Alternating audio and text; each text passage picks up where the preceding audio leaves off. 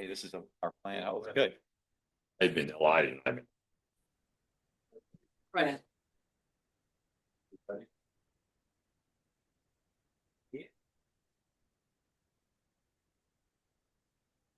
Sure. Good.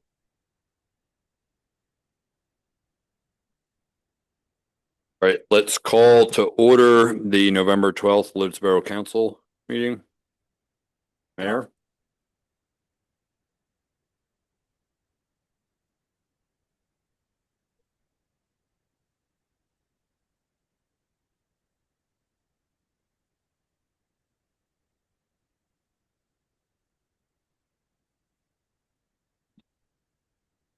Testing, test.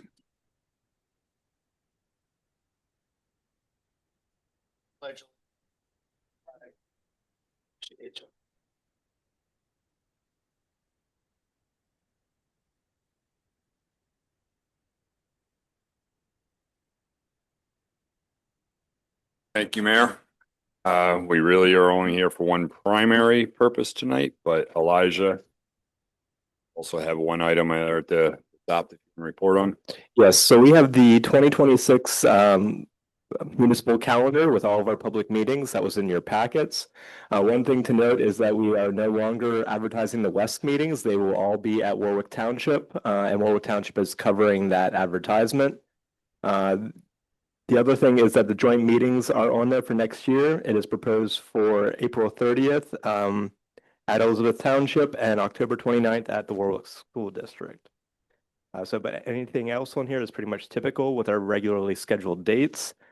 I don't think we have something like this where we're shifting because of a holiday. So any questions or corrections?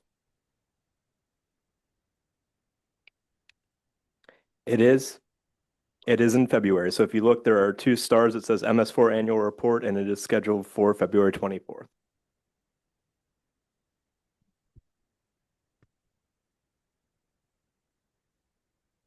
Make a motion on advertising. Right. So this would be for just like advertising anything else. Yep. I'll move to approve move to approve the Lititz Borough municipal calendar for 2026 as presented. Second. We have a motion and a second. All in favor? Aye. Opposed? Motion approved. All right, now what everybody's here to hear about. Ken's great. Okay, can I be heard? Is it coming through? Okay. Hey, thank you and good evening, everybody. Tonight we're going to talk about the 2026 Lititz Borough budget. We have 7 funds to review. That composes our annual budget. The format will be to present each budget, both revenue and expenses, and then we'll have some discussion on certain topics of each fund to add clarity and understanding. We'd be happy to take a few questions after each fund, and then we'll also leave more time at the end of tonight to ask other questions as well. Want to make a few announcements. I want to let you know that Tuesday, December 9th at 7 p.m. we'll have a Q&A for the budget right here in this room. Also, at the end of this month, our normal council meeting, we'll have more budget discussions and hopefully make a motion to approve it to be advertised for public review and comment. And then also want to call your attention that on December 30th, at our final council meeting of the year, we'll hopefully have a budget to approve and a plan for next year. So let's start out with the general fund. Ken, just one correction. It's scheduled for the 23rd and not the 30th. Okay, so we are going, okay, that's great. My calendar is wrong. I'll be here. Okay. All right. Can repeat the time for the December 9th. For the December 9th, we're going to be right here at 7 p.m. for a Q&A, and then for our council meeting, December 23rd at 7 o'clock. So tonight, the numbers that we're going to present are our best estimates. We took a lot of estimates up until October 31st. Some revenue hasn't been presented to us yet, and we still have some costs for November and December to realize to get a real accurate picture of the 2025 budget, which also spills in with the carryover and the balance over on 2026. So these are our best estimates. We have some good intel. Our council and our staff have done some great work to get where we are today. So let's jump in. Council, we're looking at revenue for the general fund. some of the big categories that we realize great revenue is the realty transfer tax. Now, a couple years ago, we had a building ownership transfer where Johnson & Johnson sold their facility here to Kenview. And if memory serves me correct, we realized about $385,000. In the news about 2 weeks ago, Kimberly-Clark just made an offer, and I think it was confirmed that they're purchasing Kenview. So there's another ownership change. And so we're anticipating some revenue coming in. It's not in tonight's revenue forecast. It'll come in later when we actually know what that is. Another building transfer is the Penn Medicine building. We have reliable sources that there is serious interest, and perhaps that will be announced soon. So there's two sources of revenue that would not naturally come into our revenue stream when we know it, but it's not in the budget tonight. Okay, earned income tax is another large source of revenue for us, and we will not know that until the Lancaster County Tax Collection Bureau gives us that forecast. So we're in tonight's estimates, we use 2025 estimates. So that's the number, council, that you see in front of you. Okay, I'm going to move to the next page, but just one comment here is when you look under licenses and franchise, the cable TV, as you notice, continues to decline as they filled their I guess their customers here. So that's something that just I've noticed is declining over the last 3 years. Ken, excuse me, just real quick. There is a property reassessment happening in 2026, I believe, right? But that wouldn't go into place until 2027. Is that correct? That's correct. Okay, thank you. Yep.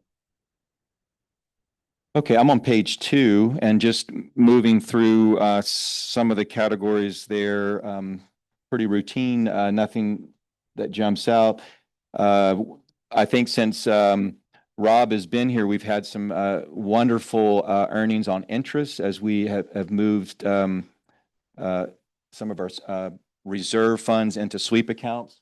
So we recognize that as some nice numbers that we realize each year. Moving down through intergovernment revenue, really no real comments here for me. Yep. I'll try to do a better job of just telling you where I'm at. We don't publish that, not for the public at this meeting. Yeah. Mm-hmm. Yeah. Okay. So moving. Just for the record, so that everybody is aware, can you just state when, I think you mentioned this already, but after we vote to advertise at the end of November, that's when the budget will become public. And then there will be a Q&A session. So there will be a period of time after the November council meeting when the budget will be available for the public to review. Is that correct? That's correct. Mm-hmm. Yeah. The question I was being in your seat and wondering the same thing. Thank you.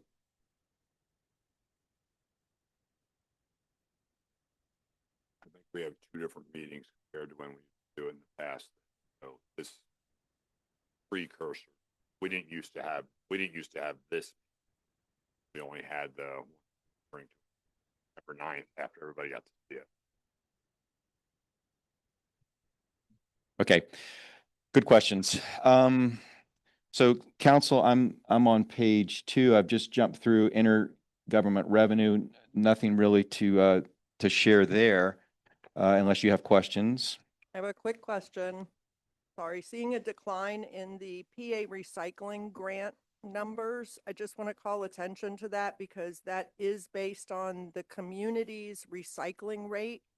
And I know we've had some changes in the recycling, we are allowed to recycle, but just for the public's information, it is important that we recycle because not only does it save resources, but it brings dollars into the borough because we get a little bit of money for every pound recycled.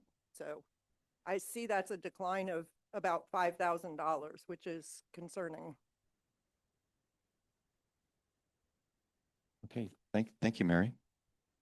Okay, I'd like to, if no objections, move down to page 3 for council, protection and inspection. This is for your edification. We have moved the revenue created by the police department for DTF, the Drug Task Force Group, and the DUI cooperation with other municipalities. We've taken it out of miscellaneous for the general fund and moved it here so it has its own line. It seems like that's a better representation of that revenue that's brought in by the police department.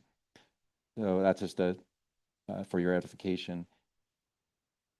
DRE, well, that stands for Drug recognition expert.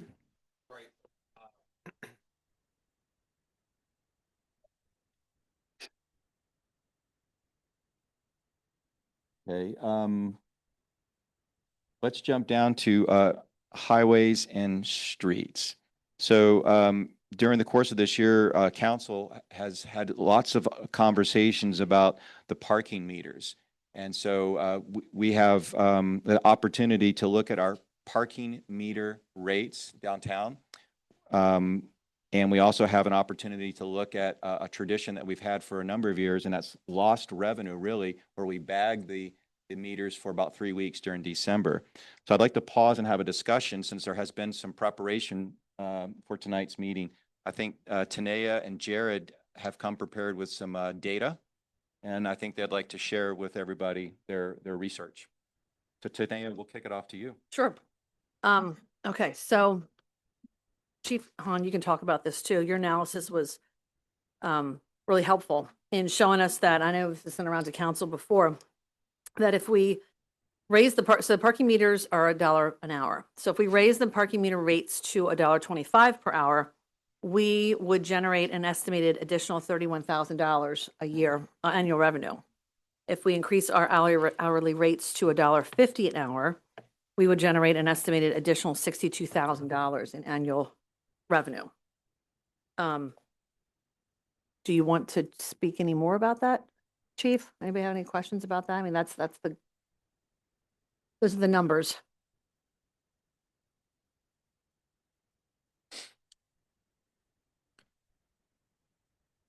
And one other thing too, you were talking about bagging, not bagging. Yeah, I think the conversation was we continue to see rising expenses. Our expenses continue to rise, outpace some of our gains in revenue. So we were looking for opportunities to where could we raise money to help meet our budget demands for the community. So that was just one area. And so Tanea and Jared have worked on what could a parking meter fee rate change look like. And that's what we're trying to do to say, even though we're very low today and we want to be friendly, we still have an opportunity to consider a rate change. And I think that's what you're saying. So we put in some numbers, right? Right. So that's something that we need to talk about as a team. Do we want to do that? And what level do we want to be at? And number 2 is, do we continue the tradition of bagging meters? It's lost revenue and it's a busy time. So it's a conversation that we want to have. Chief did some good numbers in his analysis so last November, a year ago, we brought in $18,000 for parking meters. So, and then we only brought in $3,600 for December last year because we bagged them the majority of the month. So that could be potentially another $18,000 in December because everybody's going to be coming to shop. So just thoughts. I'm really glad to see Finance Committee and the Police Department working on this. I have spoken with merchants downtown who are very much in favor of not bagging, the ones that I spoke with anyway. Their concern is that employees in town and so forth are coming in, parking meter, when a parking space is not metered with a limited time, it doesn't encourage the turnover that really benefits the merchants downtown. I also think this is one of the, I'll say, only ways that we really get any revenue from visitors directly in to help cover the cost of all of the services that we provide that keep our downtown an attractive place to come. So I appreciate you all looking at this, and yeah, I don't think an extra 50 cents an hour is going to keep anybody from coming into Lititz. Yeah, as a business owner downtown, I have no problem with that because people find Lititz very reasonable, especially when they're coming from New York, New Jersey. They look at that and say, "What?" So, because I know, for some of our prices, they say, "Is that all?" So, I am not for. I'm for not bagging the meters. I would think if you've talked to some of the merchants, they would be opposite.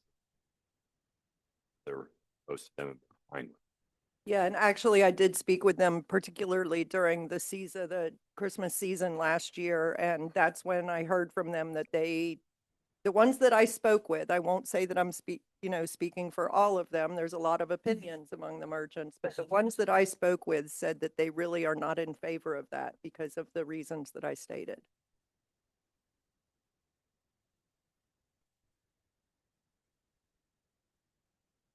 Okay, I think we have some consensus there. Do we have consensus on what the rate should look like going forward? I would suggest we go with the 150. I don't feel like that's unreasonable, Right. I agree. or even $2 an hour.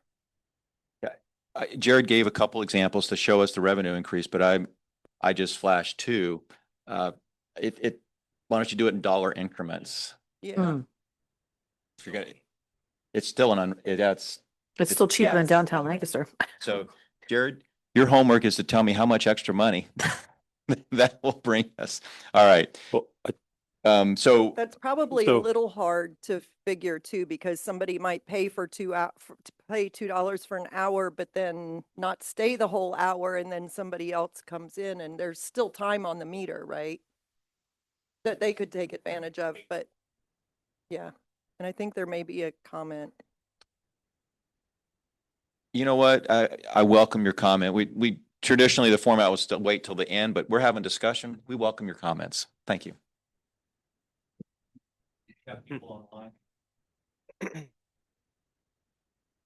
Steve, you want me to do the, The timer, because The I'm timer? a talker. No, but is that, probably should, okay. I'm Jane Smith, 218 Cambridge Lane, and also with Venture Lititz.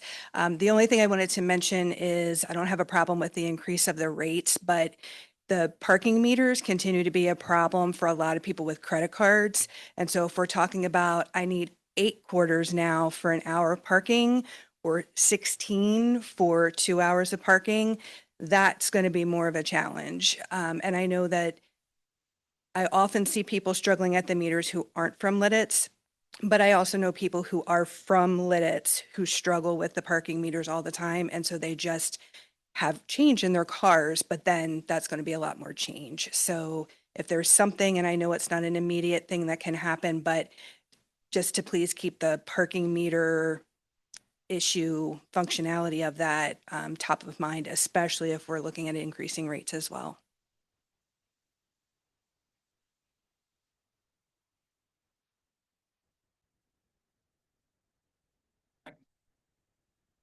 Okay, Jared, why don't you come on up here so the online folks can hear you?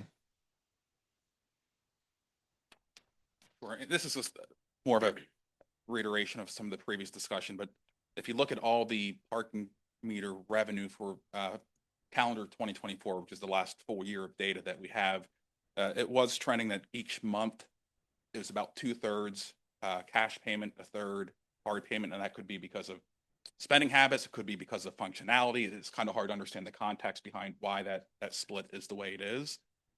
We've spoken with the vendor who manages the back end system of this, and they say they've made every enhancement that they can make on their back end. A lot of the delays could be because of either bank processes, as far as how the bank processes the transaction, the time, connectivity to the internet.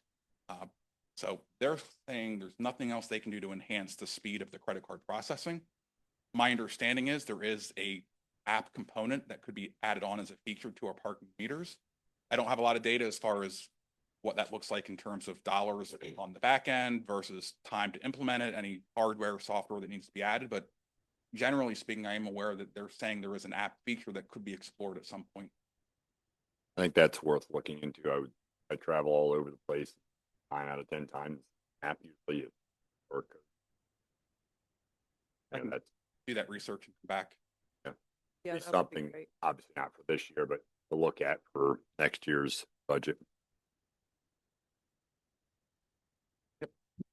Question? So I like that. I think we just landed in a healthy spot. We have an app that can provide better service. We've been able to return the borough some needed funding. We've also recognized it's all in a good spot. Okay. So we have consensus? Okay. Okay, let's move forward. The next thing I want to call your attention to is highways and streets. And what I just want is just for your edification, we have enjoyed some rather large increases in revenue on street openings from UGI over the last year, so much so that we actually budgeted $100,000 this year, but that pattern did not continue. We only realized 12,000, so we're recommending just put 12,000 in the budget. We really don't get a forecast from UGI at this point, so I think that's more realistic of what we can expect. All right. Okay. Just moving forward, let's go down to sanitation. Let's see here. No changes there for our customers here in Lititz. It'll remain the same. However, when we get to expenses, you'll see where an agreement we made in July will change our cost of picking up the trash. So we'll get to that later. The miscellaneous, I mentioned that earlier, that's where we removed the police revenue out and created its own line. What's in there today is the ABC parking rental income, the Kissel Hill Water Tower wireless provider service fee, and then we maybe have some event reimbursements that reflect the miscellaneous. Going further, we have the refunds next. And these are rebates, refunds that we get from our healthcare provider. We have a group that's over the last few years has had small claims, smaller than what they forecast, and we've received rebates and refunds, I think over the last 3 years, if memory serves me correct, where we're forecasting a rebate here from this year. That would be about $90,000. Is that correct, Rob? That's correct. Okay. Okay. Can, One of the things that the Oh, can I make a comment about the health insurance? That's one of the reasons we're in a group plan with a bunch of other boroughs. It's a collaborative group. And depending on how the group does, we get a rebate for our premium. So that's good. I think going forward, we need to be careful not to always count on that. I think for a couple of years, we've had a nice rebate. Is that correct, Rob? Yeah, that number you see going across is what we've received each year. So it's going been down substantial. this year. Yeah, it's gone from 146 down to Yeah. 90. 90. So Yep. it does decrease. So we have to be aware of that. And the other thing is to make sure we continue to keep our staff healthy and provide those services. Just to add to your comment, Jerry, these rebates that have been coming in from the healthcare is used to help fund the premiums that our employees actually pay, and we notice those are rising. So this actually directly helps the people that we're wanted to help. So, okay, good comments. Thank you. Moving on to the next page. I'm on page 5, under the last column of revenue there. So we're recognizing some transfers. We see transfer from the water, from the sewer, and also from the stormwater. And just these interfund transfers are made from water, sewer, and stormwater funds into the general funds. These transfers provide the financial resources in the general fund to cover the day-to-day operational activities that support administration, that support maintenance and repairs related to the water, sewer, and stormwater services. So that's what that's representing right there. Okay, so we're now at the end of the revenue for the general fund, and Steve, we are reporting a revenue of $8,624,384, and that is slightly below what we had forecasted for 2025. And down from the actual 2024 too. 20, just for everybody, 2024 was 8.9 and we're down to down 3,000. So the realty transfer tax that was realized in 23, I think flowed into the 2024 numbers. Okay. I think that's how it was realized, if I remember right. So that they can make a big impact, those realty transfer taxes. Okay. So the trend is not going the right direction No. in terms of revenue. So we need to be aware of that. However, Mary, you mentioned, or someone, that the real estate reassessment will happen in 2027. Okay, so we have a little ways to go for that one. Not going to be helping you. Yeah, and that doesn't necessarily result in an increase in revenue because it equalizes in order to keep the taxes, the revenue the same. Yeah, Mary is correct. The millage rate will change for that reassessment. So we're at 3.5, I think, today. That'll most likely go down because the properties have gone up. And then the council will have to determine where you need to be to meet the needs of the community. Yeah, I see you looking at me, Ken. I believe there is a cap. You can have up to 10% increased revenue. That's my understanding, but you can't exceed that 10% increase. Okay.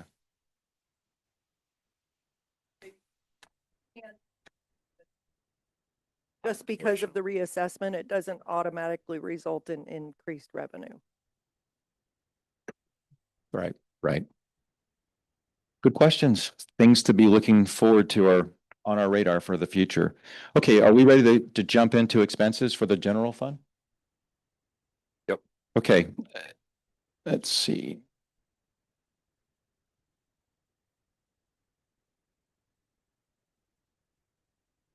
Okay, when we start the expenses, what we're looking at, audience, is just some of the expenses for the legislative body, for the executive, that's the mayor, and then the financial administration. And these are all pretty routine, nothing really changed, especially for council. We haven't changed our compensation for a number of years, probably a long time.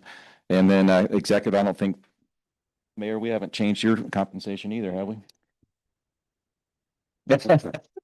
Usually that doesn't matter, but you know, there has not been an increase, at least since I was in borough council, and that was back in the 90s. So we're just recognizing that. What I wanted to call attention to was under financial administration. I'm on page 6, budget line 402. 450, which is contracted services, is really actually on the next page. I beg your pardon. We just want to call it, we have a $90,000 budget line, and that represents support for the Waltz Group, bank fees, and Paymentus. Remember, Paymentus is the electronic payment system that we use to help pay quarterly bills, or we make that as a convenience for our residents. We pay all of the fees associated with ACH and e-checks with that particular service. So that's $90,000 does cover us for performing those services. Let's move down to tax collection. Last year, we reported that we wanted to utilize the skill of the Lancaster County Tax Bureau to do the collection. So we had an initial startup fee of $4,500, if memory serves me correct, that we needed to establish this service. This year, we move forward without the startup fee. We just pay 1.5% of the LST, the local services tax. And looking at the numbers, I think it should be somewhere around $3,100. It's not in there right now, but It's taken out of the revenue. So it's just the revenue is Okay. decreased for us by. got it. Okay, but that's about the right number, right? Correct. Okay, so we've made a good move to efficiently collect that tax, and it's going to cost us about $3,100. Moving down through this same column, I'm on page 7.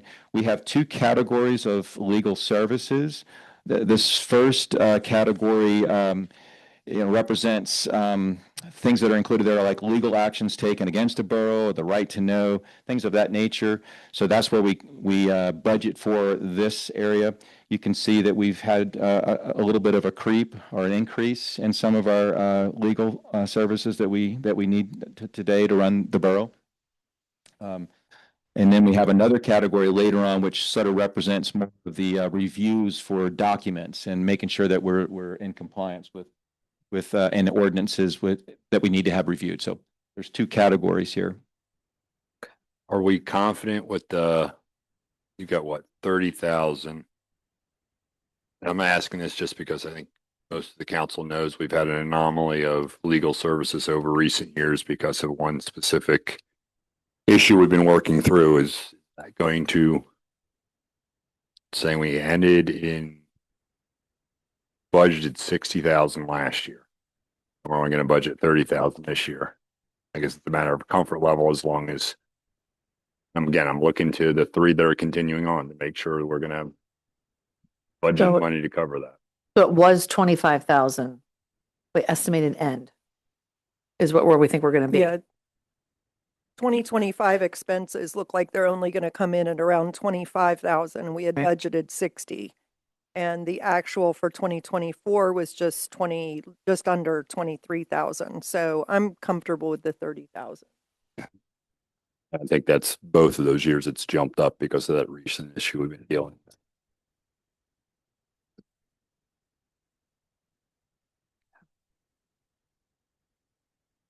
That number works for me. Okay. Okay. I'm good with it. Yeah. Okay. Let's move on down. I don't see anything really to discuss under data processing, engineering. We have 20,000 set aside for assistance from NTEC for Borough Hall. And then we also use David Miller Associates for paving and public works assistance as we tackle projects. So that's resources there that we need to move forward with projects here in town. Next is more for your edification, 409, buildings and plant, page 9. We talked about this last year. And my message tonight is that we are at risk for storage. Right now, Andy uses the ice house or the facility behind the tomato pie location, if you're not familiar with the ice house. And in that facility, Andy stores the Lititz stars. He stores road barriers, traffic control barriers, and some other equipment. Right. It's convenient, but it's not secure because it could be sold. The owner could sell it at any time. So we have had discussions about that. This is mainly, I'm saying this to keep it on your radar, keep it on your watch list. Look for ways you can solve that in the years ahead. When we did the public works renovation, the part of that would hopefully alleviate need for rental space, but obviously cover all of it. So we have an opportunity. Okay. All right. Keeping moving. Let's move down to page 10, the police department. There's a lot of things to talk about here, a lot of good things to talk about tonight. I'm going to yield to some of my colleagues here, but before I do, I just want to highlight a couple things that before we get into the nitty-gritty of the police, and that is first, this time or at the beginning of this year, we got a nice letter from the Warwick School District Board, asking us to consider an SRO. That's a school resource officer. This is a police officer who's trained to help improve culture and safety in a high school environment. And I want to just say publicly that every member of council and staff have been involved with this consideration as we look to care for our community. We haven't landed at a final plan yet, and it's not in tonight's budget, but I do think the public ought to hear some of the activities in a brief form about what's been going on with Jared's help and council's help, and then interaction with other municipalities. Mary, would you kick us off?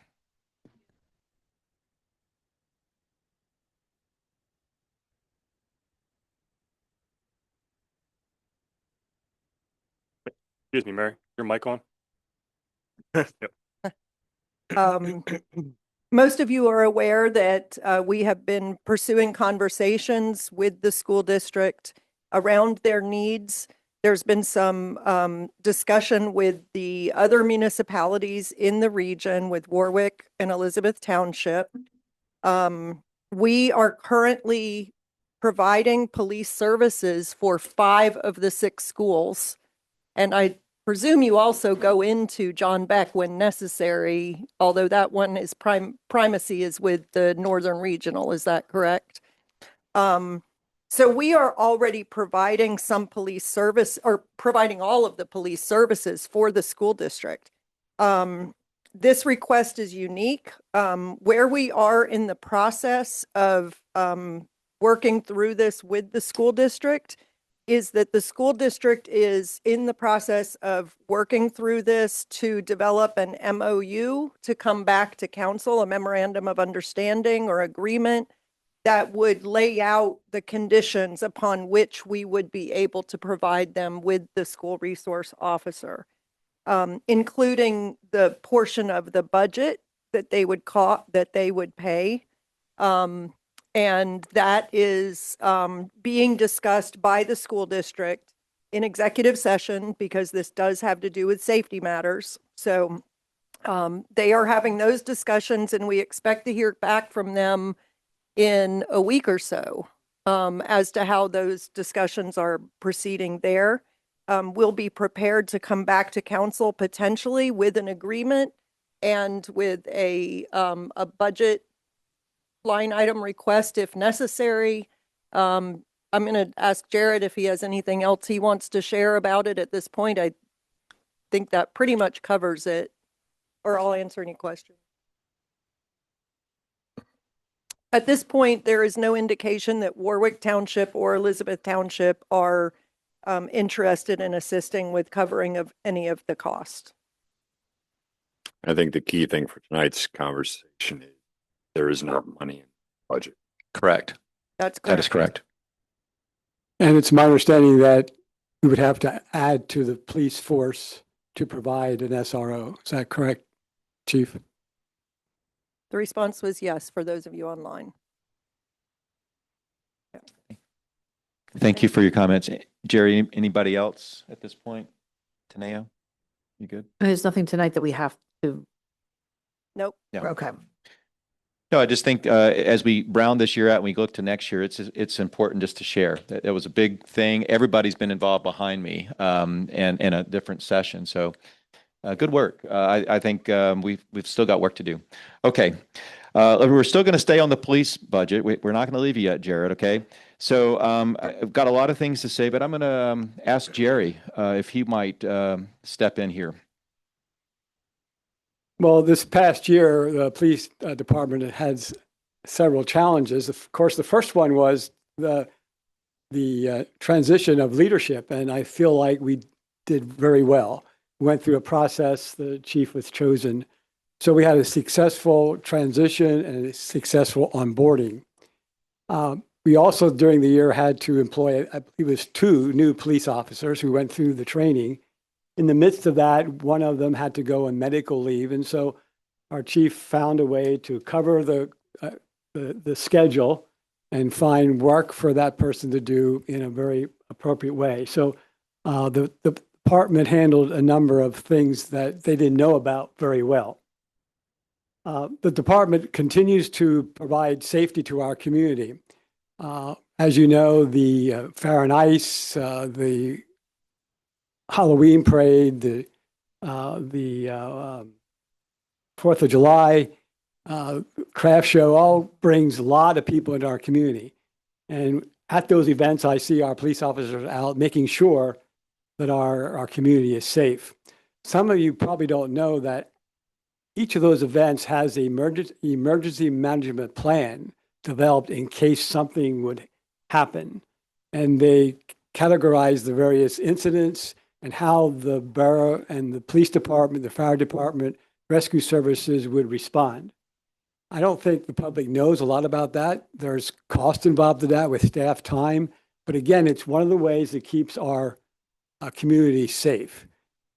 And then lastly, I know that Jared has worked hard at making sure the community is aware of the police department's involvement in the community through his community policing effort. So thank you for doing that as well. When he was employed, we gave him a number of goals to accomplish. I have a written report that outlines the outcomes of those goals. The mayor and I will be meeting with Chief Hahn later this month, and then we'll report on that at the December Borough Council meeting. So I think we are extraordinary privileged to have the kind of police department that we have here in Lititz. Thank you, Jerry. Chief, again, keeping the conversation tonight focused on the finance part of it, relevant to each of these topics. I see we do have the separate line item for the overtime. The good thing is that's come down. That was a goal of ours of adding the additional staff. And I think to Jerry's point with the events, that often is overtime because everybody might already have their 40 hours a week based on the regular schedule. But then Chief says, all hands on deck. Everyone's got to be here for those large events. So the large events usually cost more because they are overtime. Yeah, so looking at page 10, that's where I'm at, and just want to call out some budget highlights. So Chief and I will be off our budget in April, and so that's the time that we look to add the final officer. And when we do that, we'll be fully staffed. This will be the first time in 3 or 4 years, 3.5, oh, 5, okay, lost track. Okay, so it's been a while. So that's going to represent 16 officers. That's going to have 3 folks, civilians, 2 administrators, and 1 civilian aide for a staff of 19, and we'll be fully staffed. So that's good. So your budget calls that out. We're looking to hire in April-ish, somewhere right there. As Steve pointed out, I want everybody to know overtime is dropping significantly, and we hope to see that trend continue at this time next year as you realize full staffing. Can I ask a question about overtime? Sure. So on our sheet, Chief, it says the actual for 2024 overtime was 0. I don't think we had it separated out like that. That's a good question, Tanea. It was buried in data, Yeah, and it wasn't separated out. That's why you see it that way. Yeah, that's the note off to the right there. I think when we started having the discussions about overtime Okay. and staff, we wanted to have that separate rather than all up in that Okay, gotcha. line item. All right. Yep. And then one other thing, Chief. So once we are done paying for Chief Nye and then the new individual that you want to hire is in April, do you feel that number is going to go down even more for overtime because you'll be fully staffed? Are we going to see a good trend of it going down, I guess is basically what I'm asking. That's the plan. Okay. So if you look historically over the last couple of years, the part of the driver of the overtime cost was the significant shortage of manpower. So obviously the shifts have to be covered some way, and there's only so many day-for-day adjustments that we had the ability to make. So a lot of it came down to overtime to staff the shifts. Now, I think one context and nuance to that overtime line is also that also represents special events, other stuff like that, that's not connected to simply just covering the shift. So looking at that, we're looking at, we've already implemented some revenue strategies to account for that overtime that is above and beyond just staffing a shift. So the special events, the other ancillary functions, the school district events, that type of stuff, that the overtime is requested because of the need to make that event safe. Okay. All right. Clarifying. I have another quick question about the crossing guards. Is it typical that a municipality pays a portion of the cost and the school district pays a portion of the cost? I believe it's actually codified in the borough code, specifically with boroughs and how the relationship between a borough and the school district interacts with each other. My understanding of reading of the code is that 50-50 split is typical. Agreements can be made to deviate from that, but that is the typical relationship per the code. Okay, thank you. Good questions. Ken, I also want to point out, based on one of the council's guiding principles of data-driven decision-making, when the chief came to us about the need for another officer, he did a study and analysis to determine, using other municipalities in terms of size and numbers of police officers, what is the best number for our staff. And so it wasn't just decided, that's always how we did it. And it was based on what our needs are and what other communities' needs are in terms of coverage. So I don't know if you want to say anything more about that, Chief, but it's a really important piece. Now, we just didn't pick a number out of the air and say, this is the number we need. This number is justified by some analysis.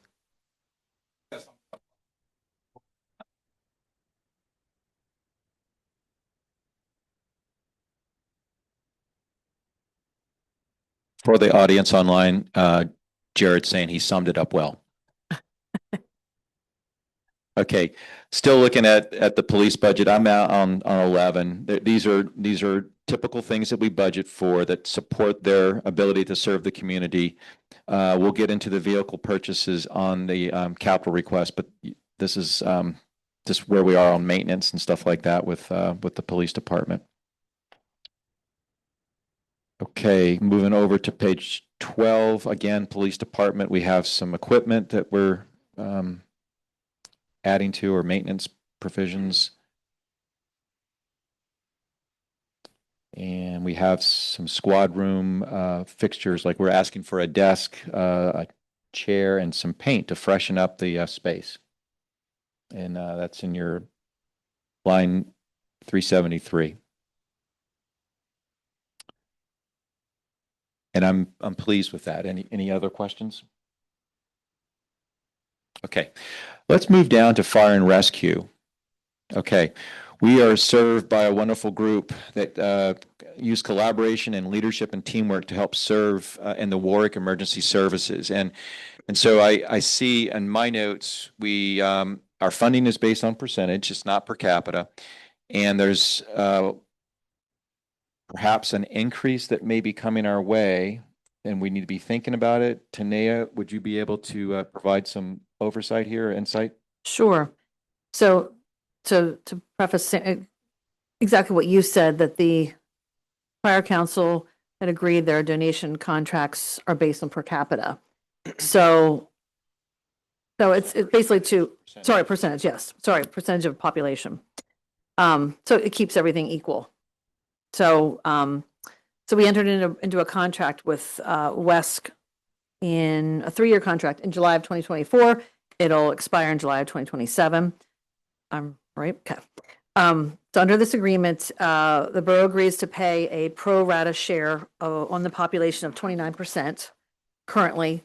And WESC has approached council requesting an increase in the contribution from the contracted 29% to roughly about 34% is what I've calculated-ish.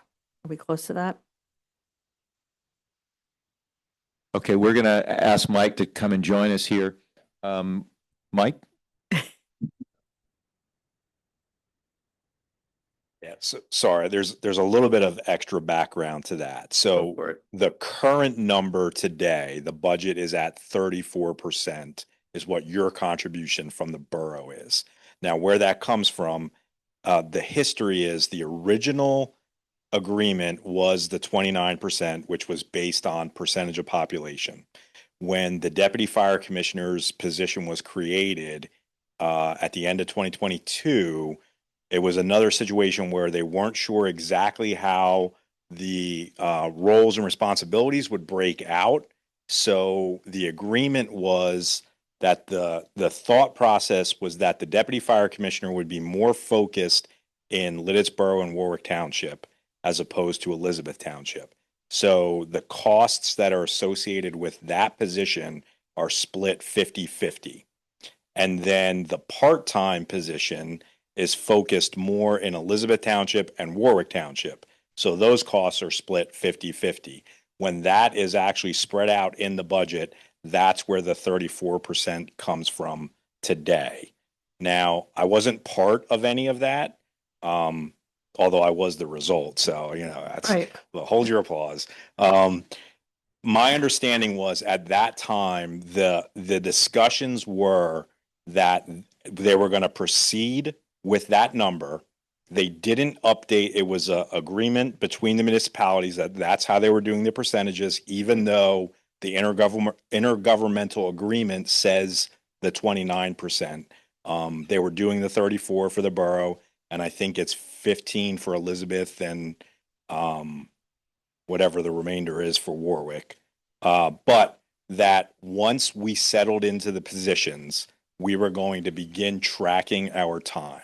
So essentially, after 18 months of me being on the job, I started in April of 2023. After 18 months, which was kind of the phase-in period, so that we truly had an understanding of what it was our roles and responsibilities were going to break out to, we started that. So essentially September, October of last year. So at this point, we've got a full 14, 15 months worth of literally tracking our time every day.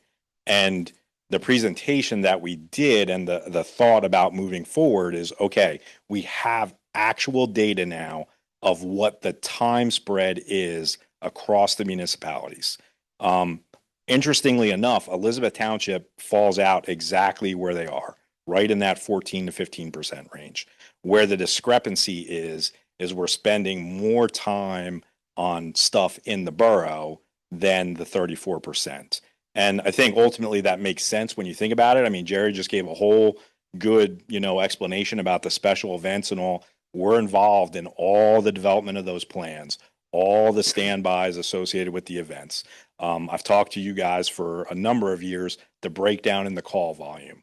I mean, from the Lititz Fire Company, it is almost a 50-50 split every year between Lititz Borough and Warwick Township. So where all that sums up to is we're spending about 43% of our time in the borough and almost an identical amount of time in Warwick Township. So the ask was made back in 2022 for us to do this so we could figure out moving forward. That's not reflected in what you're looking at tonight. It's just about the thought process moving forward. In 2027, when that intergovernmental agreement comes up to be renewed, are we going to change those percentages?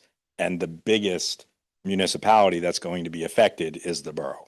Essentially, you guys are going to be looking at going from 34% contribution to somewhere in that low 40s. I don't, whatever. And that, I mean, ultimately that has to be decided by, the borough, Warwick Township, and Elizabeth Township. You guys are the ones who hold the intergovernmental agreement. So I think you guys will have to figure out how you, settle that out. Is that? Mhm. Well, and we also have to be mindful too that the Lititz Fire Company will be done in 2027 paying $30,000 towards your Correct. Yeah. Salary. So that will have to be split up as well. You can stay. So it sounds like this is great information. This is one of those things we need to be planning on. We got to look ahead. We got to get that delta of service and what the dollar cost is, plus lacking the 30,000. What does that look like? So it's an alert. We got to be prepared for the future budget responsibilities, right? Correct. Yeah. And I think, starting the reason why, we started this now, I mean, again, that's what was asked by the board back a couple years ago. But it's really just so that we could begin to make sure that we're prepared and we don't spring this, drop it on you all of a sudden. And for whatever it's worth, we did the math, like for this budget, if it did go into effect tonight, where we equaled everything out based on the workload, you would be looking on top of that 105 number, I believe is what you have in there. You would be looking at an additional roughly $35,000.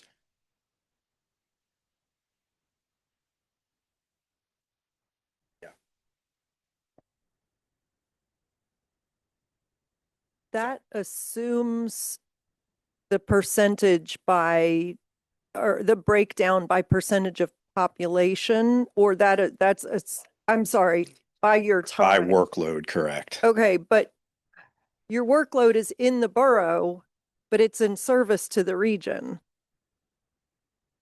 Would you say, I mean, yes, it is, you are providing the service in the borough. However, there are a lot of people who come into the borough from Warwick Township, Elizabeth Township, Manheim Township. I guess it's just one of those things that we have to take. However, I think this situation allows us a potential opportunity to negotiate a little bit with Warwick Township, perhaps, because we are a region and we are serving a certain function within the region, which is to be the center of a lot of this activity for the region, which drives up our costs. Correct. And I don't disagree with any of that. And believe me, I'm not necessarily advocating for or against changing the numbers. It really was, you Heads know, up. a heads up. And, Thank you know, again, we were tasked with doing that. So we did it, and we wanted to make sure that we got that information disseminated as soon as possible so that it didn't jump out and surprise anyone. And yeah, and I think, I mean, you know, if I can now speak as Mike Smith, resident 218 Cambridge Lane, Lititz Borough, as opposed to the deputy fire commissioner, I mean, I do think that the next step in this is that conversation amongst the municipalities. You know, you guys as a group of three need to decide what these are the numbers, but is that what's actually fair or appropriate? Right. Thank you.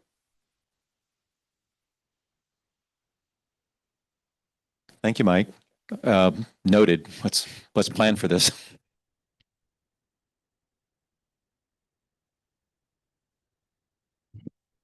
Tanae, I'm just curious, did that, you are our WESC representative on the board. I'm just curious if you have any follow-up comments or questions around that. Well, I want to clarify. So the contract's 29%, but today the increase, so last year was 20, we budgeted 96, well, ending was 96,000. So the increase is in the hours that you are asking for your part-timer for the increase. Is that where we're going? Not this 34%, anything like we're talking? From the not, Right, okay, okay. Yeah, so the 34%, that was just a verbal, again, my understanding, what I've been told, that was just a verbal agreement amongst the municipalities when the position was created at the end of 2022. So you're paying 34% of the overall increase, and the increase in the West budget is standard inflation. The only additional cost is what you mentioned, Tanea. For those who aren't aware, we have a part-time assistant who currently has been allocated 16 hours per week on average. Some weeks it'll be 19, and that means the next week it's less. So we've requested to have that increased to an average of 20 hours a week starting next year, and that was approved by the board. So there's additional costs for that salary, and outside of normal inflation costs with the healthcare and salaries and those kind of things, everything else in the budget has remained flat.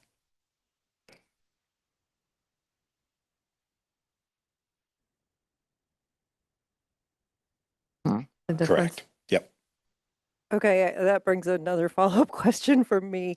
I want to just make sure I understand this. The deputy fire commissioner is split 50-50 between Lititz and Warwick Township, and the part-time person is Warwick Township and Elizabeth Township. But some of the cost of that part-time person is showing up in our budget.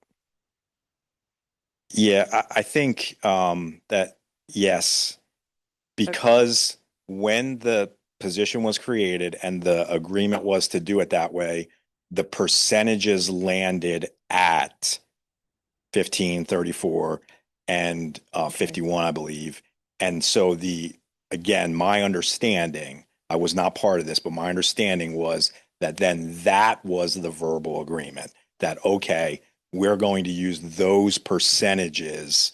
So you're right, Mary. The original setup was 50-50 on the deputy fire commissioner, 50-50 on the part-timer. That landed on these percentages. Now those percentages have carried forward. It's like they're not looking at, well, okay, let's give this guy a 5% salary increase. That they've just carried the 15-34. So essentially the idea of the 50-50 split was used to initiate that, but now has faded away, if that makes sense. Yeah. Okay. Thank you. So we're really not debating the current number. We're talking about the future. Yeah. Trying to be And prepared. I appreciate that. I just want to say that I think this commission came out of the regional plan, right? And I think it's a signature part of that plan. And I would hope that we could continue to find a way for all the municipalities to share fairly in the the cost of it. It's, because I know you spend time, how many fire companies are there in Warwick Township? So there's two of them that are actually physically located in Warwick Township. And then the Lititz Fire Company also serves. Right, And right. the Lititz Fire Company actually, believe it or not, covers more of Warwick Township than the other two fire companies combined. Interesting. So even though the Lititz Fire Company is located here, obviously that's where the development of Warwick Township is centered around the borough.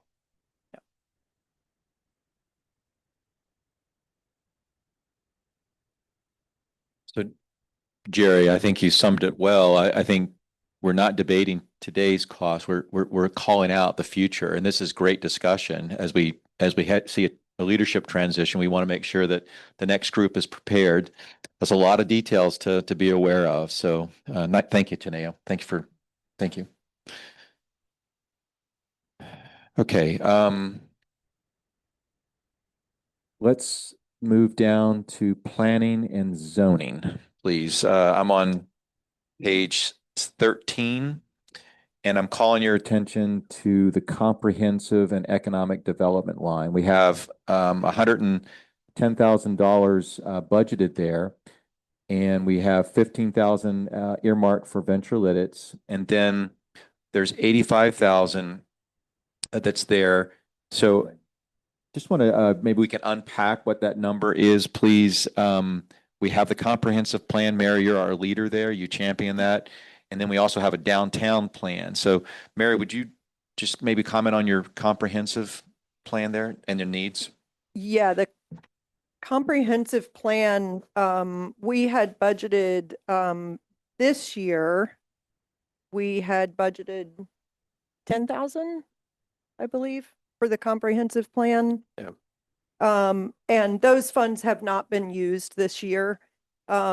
We anticipate the work being around convening conversations mostly during 2026. So I think if we could keep level at 10 Okay. for the comprehensive plan implementation, it's likely we will not use all of that again, but I do foresee needing to potentially hire some facilitators, that kind of thing for that process and other work associated with the comprehensive plan implementation.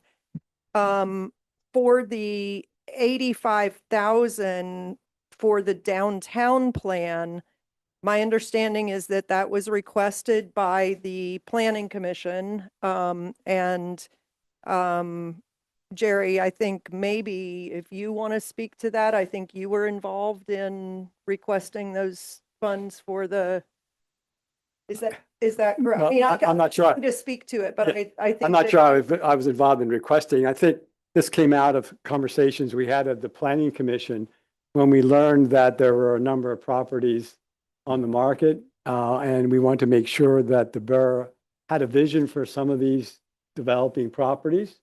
It was pointed out to me that we did have a downtown comprehensive plan that really puts out a lot of important information, gives a vision, but there's new circumstances now that have come up that we might want to revisit what our town should look like in the future. And I think that's what the Planning Commission was looking at. Is there a need for updating that? Is there a need for a new plan? I'm not sure that we're ready for this at this point in time. But it was a request that was asked for us to consider. I'll share. There's Elijah, remind me of the date. We have a downtown master plan. That was from 2008, and it was adopted as part of our SAUDO in 2010. Yeah, so that was during the whole process of going through the form-based code and updating that. A few years after that, FEMA changed the floodplain lines, so everything that we had within that is moot. So they didn't change the floodplain line so much as they required us to adopt a new floodplain ordinance that was much more restrictive. Yeah, just for everybody, it's basically what we had master plan can't work. So really the master plan needs to be, we got to take that out of the ordinance, and we got to be mindful about a future plan of it. I would recommend, and it's just something that I've been very close to in the 25 years that I've been serving the borough, is to have a plan. Elijah and I have been very involved in quickly navigating things when they came up. And I'll give the example of Wilbur. That was something that I was close to with Elijah as we were trying to navigate to make sure we had a thoughtful plan and all of that through there. We've been thoughtful in looking at the Southern Gateway and having plans, and we've allocated monies to do that.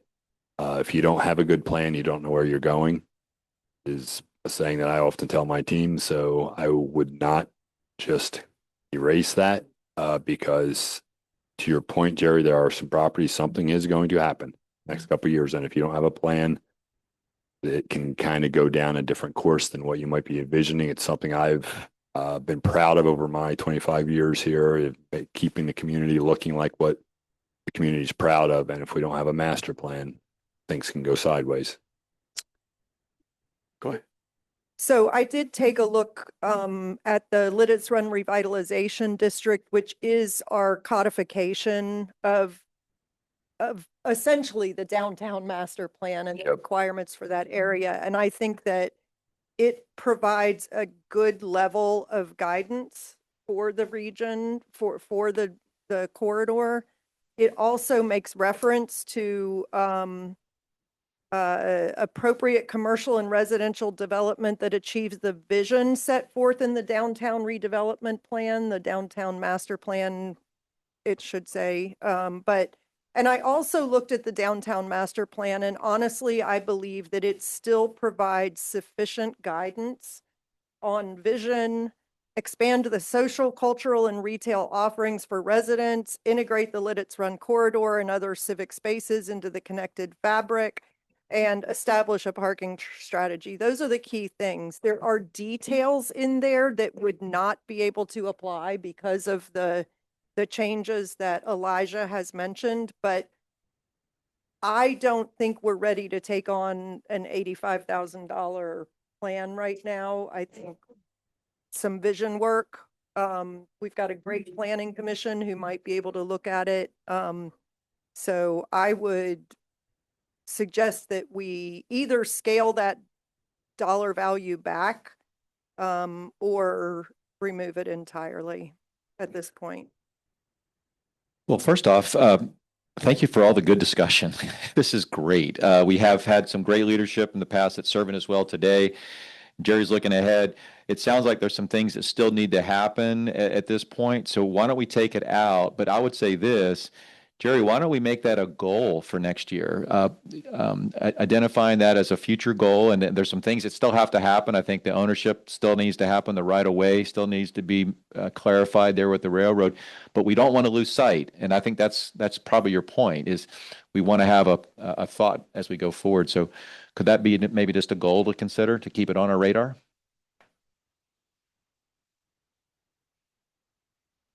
I'm torn. I agree that the 85 seems high. I have no idea what we're looking at.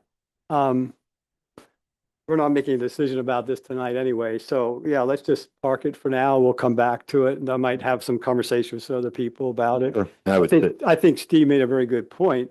The downtown plan includes that downtown.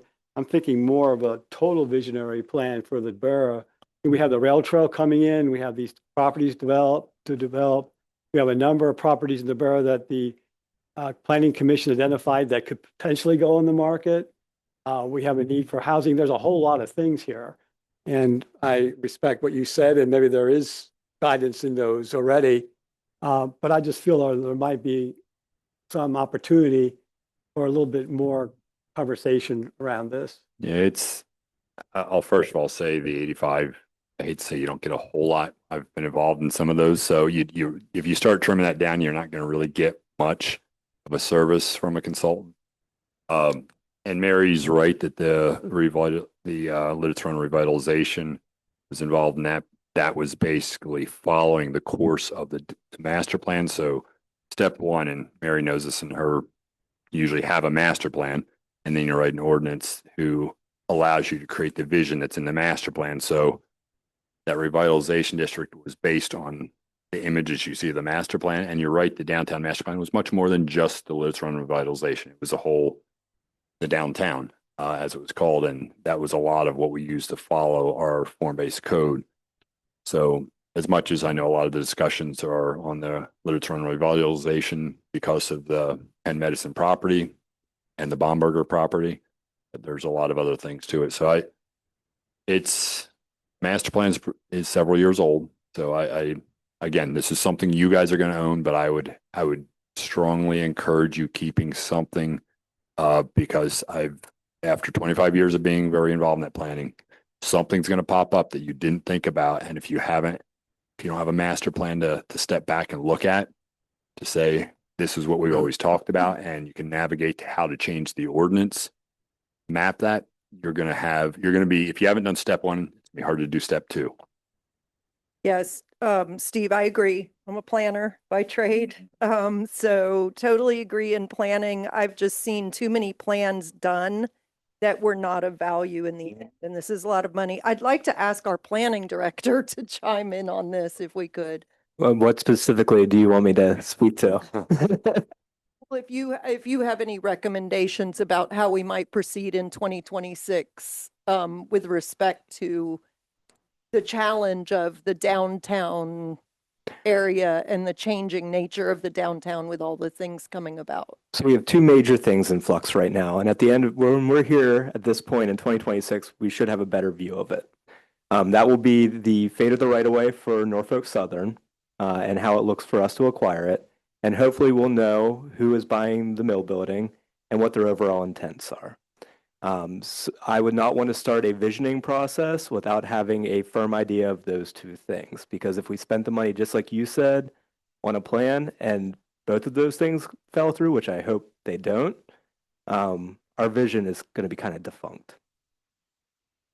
So I think I think the thing to look at, and Jerry, you and I will be at Planning Commission probably in a few weeks. And we could take this up, is think about how we could begin sketching out some scenarios, some what if scenarios based on what we already have generated, and come back to council with a revised ask if that's needed. Sounds good. Yeah, totally a plan of planning, but I don't like to do planning that's not necessary. I agree with that. Like you mentioned, that I get caught up between the current opportunities and then the visioning. And to help me understand a little bit more, when you said that our vision would not be accepted if a developer followed the current codes and zoning and.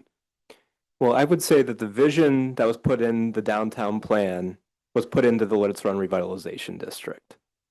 And that's what guided the Wilbur redevelopment. The main issue that's keeping that from happening now is the floodplain and its conditions.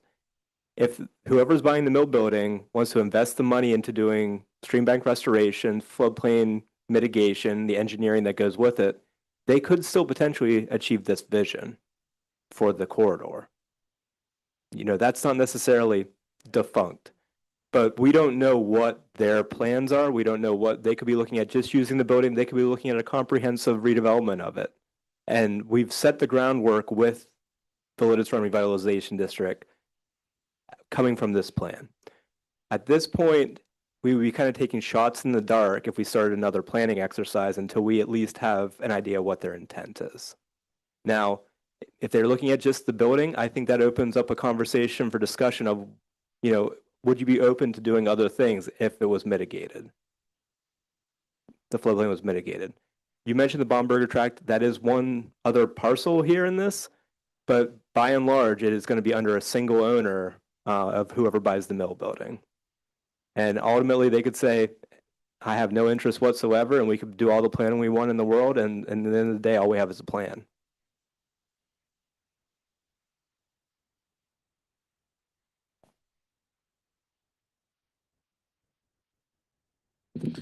Thank you. Good discussion. Can we, you okay? Can I? Okay, all right. Good discussion. So the next one is just more for your edification. Under contract services, under waste collection, we in July, we talked about, we approved a 1-year renewal for the Casella garbage removal services. That was the better option than rebidding it. Our unit fee went from today at 209 to 213 versus the renegotiated at 230. So that's something that will be on council's agenda for next year in the third quarter, is to renew their contract services. But right now, that's what we have this year. Our residents aren't paying more, but the borough is paying more for 2026. Ken, I'm sorry. I did want to go back to one thing that was included in that, the package that we were just talking about. And planning and zoning?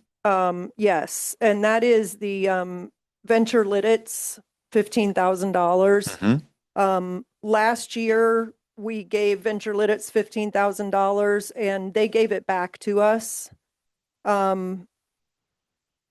I have a little bit of trouble with that because they're in essence deciding then where the money goes within our budget by allocating that funding to police and Department of Public Works.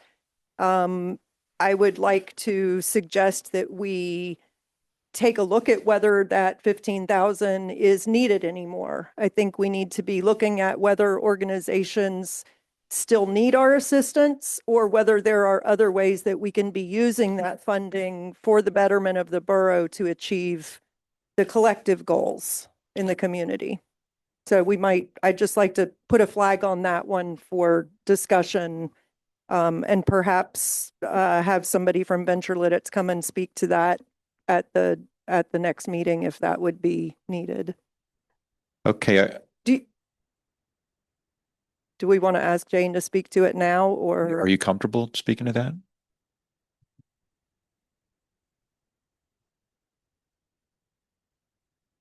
Yeah, Jane Smith, 218 Cambridge Lane, also with Venture Lititz.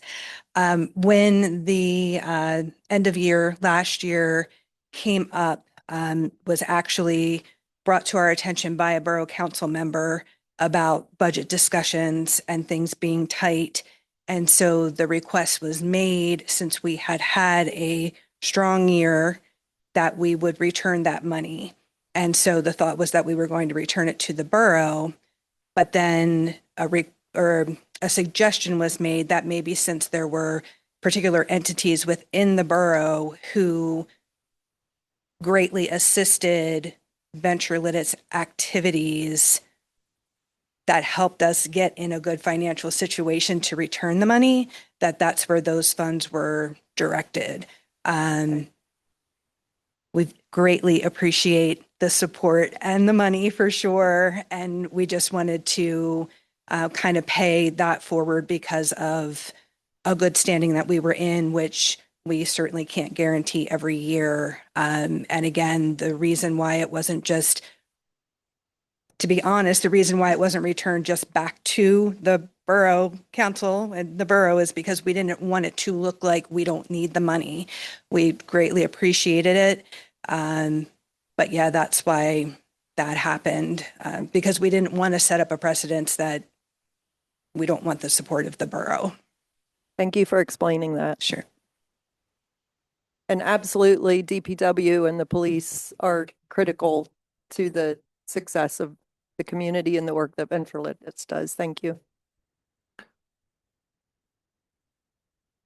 Thank you, Jane. Okay, let's move down to section 430, and that is on page 14, I believe, and that's Highway General Services. And so there's a lot of budget lines in here, but I think the one that I want to call out is I'm having a hard time seeing here. Let's see, 424. Okay, so the line that I want to call your attention to, and I'm willing to go back, but it's on page 15, I beg your pardon. And it's on 452, that's streets, reconstruction and resurfacing, paving, in other words. All right. So there you see some numbers there, 521,000 for paving, which includes Front Street from Cedar down to Warwick Township line. We have 50,000 for a base repair. We have 66,000 as a paving contingency. and represented in there for this section. Also in this budget, we have about $130,000 for some of the traffic calming modifications that we learned from the traffic study for 6th Street. So there's a lot of funding there for some of the activities. So just to be clear, our paving plan for 2026 is paving Front Street from Cedar down to Warwick Township line. And let me just stop. Are there any questions? The change order that we just made for the water main repair, there was some money in that change order for paving. Was that for a base restoration to hold? That was the patch. Okay, I just wanted to make sure that I understood the difference between these two. And also just make sure that if we can, whatever we can do to make sure UGI or somebody isn't going to come in and tear it up again. Okay, thank you, Mary. Any other questions? Because I have some comments to share. Is this part of the, and I asked Tanae about this, part of the plan for a 3, 4, 5-year plan in terms of street repaving and resurfacing? Yes. Yeah. Yeah. And then, and this is a high priority. Yes, it is, Jerry. It is. So maybe it's time for me to jump in. So Jerry's really, he's right. We have a goal to pave every year a certain amount. However, this year when we got to this point, finance had some tough decisions to make. We had to navigate. We had to really work hard to balance the needs of our community. So let me give you some background. Yes, this is our paving plan for 2026, or what we're recommending. However, when you look at the components of paving, not only do you have the surface of the road, but you also have curbs and ADA ramps. So there's another component that goes into this paving that you don't see right now. It's later, comes out of the stormwater fund. And what we have to balance is what's the available funding there to complement the paving. You just don't pave and don't do the ramps. You have to sequence that, right, Andy? So when we looked at that, we said, well, we can do this section and have the curbing and ADA ramps for this project. But this also gives us the opportunity to address some safety issues that residents on 6th Street have raised about traffic and speeding. And so we have some traffic calming measures that we could actually decide to employ and to address some of those issues that are coming to us from our residents. And then I think the third thing that I'd like to share with everybody is that we're using our funds wisely, but we're also have the ability to recognize the capital requests that are coming from the Public Works Department and Police Department and help them move forward with projects that serve our community and also save money. So I'll leave it there for you to ask me questions or clarification. So this, right, the 130. So, so the list of different recommendations, that is the total of everything he recommended to make this save. I mean, could we discuss maybe splitting some of that up? We don't have to do it all next year. There are other areas that need work, not just 6th Street. So Tanea is bringing wisdom to the table. She has the traffic study and she's saying maybe we should prioritize. There was like 6 recommendations, right, Tanea? Is that right? Help me. Maybe a few more. Okay. 2, 4, 6, 8. Yeah. She's right. So that maybe council will look at, with Andy's help and a engineer's help, what would be the most impactful. We don't have to spend all of that money, but let's prioritize it, see where we can get the most return and safety for our residents. Right. Was that what call that or didn't say Correct. Right. The list of here's a bunch of ideas. Didn't say you have to do this to accomplish. And again, there's no formulas or calculations. If you do guaranteed by miles, save extra lives, whatever, it's Right. just his ideas. It is something I don't think suggesting all of them. Are you suggesting we don't even have to do any of it at all? No, no, no. Okay. I'm saying it wasn't. The only way this works is if you do all of it. Right, right, right. It was. That's why I'm here's a thinking, wonderful I think idea. if we could Yeah, you got it. think what's the most, Look at, Right. I think would have the most impact. Speed tables at piano striping, right, cross. raised crosswalks, There's, street signs. I think that was, the intent when we had that done was actually look at that. Mhm. thought Priority. And this 130 is in that $521,000. So Yeah, the if 130 we is in change there. it, then it'll, okay. And one thing I just want to throw out there, because it was mentioned a few times, there was nothing in that study that was specifically addressing safety. And in fact, they didn't identify anything that was a safety risk. The number one recommendation of that was actually to install stop signs at the driveway of Lititz Manor on private property, which is their responsibility. Everything else was things to consider over the coming years. So there was nothing here that was like, there's a particular safety risk on 6th Street. Okay. This is to basically sort of enhance pedestrian visibility and slow speeding. There was nothing like the study that we had done that eventually put the stop signs in at Kissel Hill and 6. These were just recommendations. If there is a concern of speed, here were some ideas.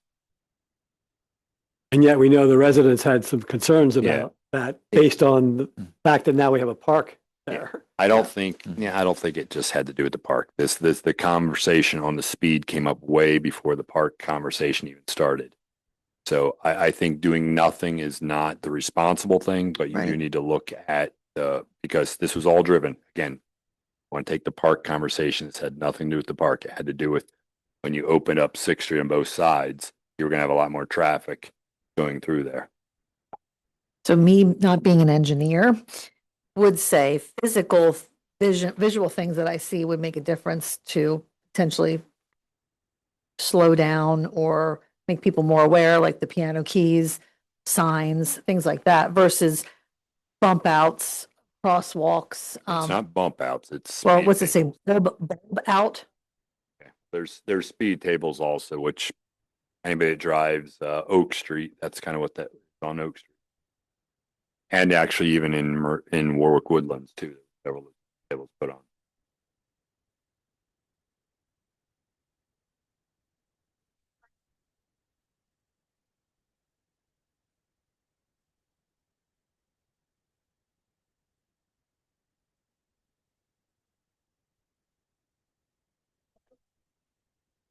Sorry, Rob. Thank you. You can yell at me anytime. Thank you.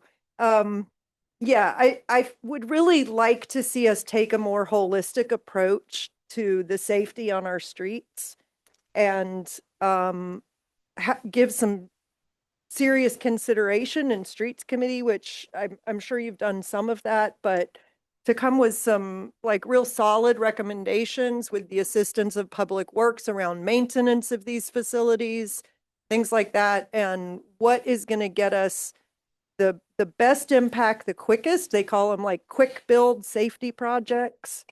Things like the piano key crosswalks can make a real difference, and they're not very expensive to do. Bulb outs are more expensive, and I just like to see us look at this a little bit more holistically. The only thing I'll say, I wouldn't classify this. I think I know what you mean by shiny object. We had a lot of people come in, hey, you had to stop. This has been, I'll put it more in the long-term planning thing from way back when the 6th Street extension were planned, I want to say 15 years ago. And just giving the 3 or newer council members, this has been a discussion we've had for a long time.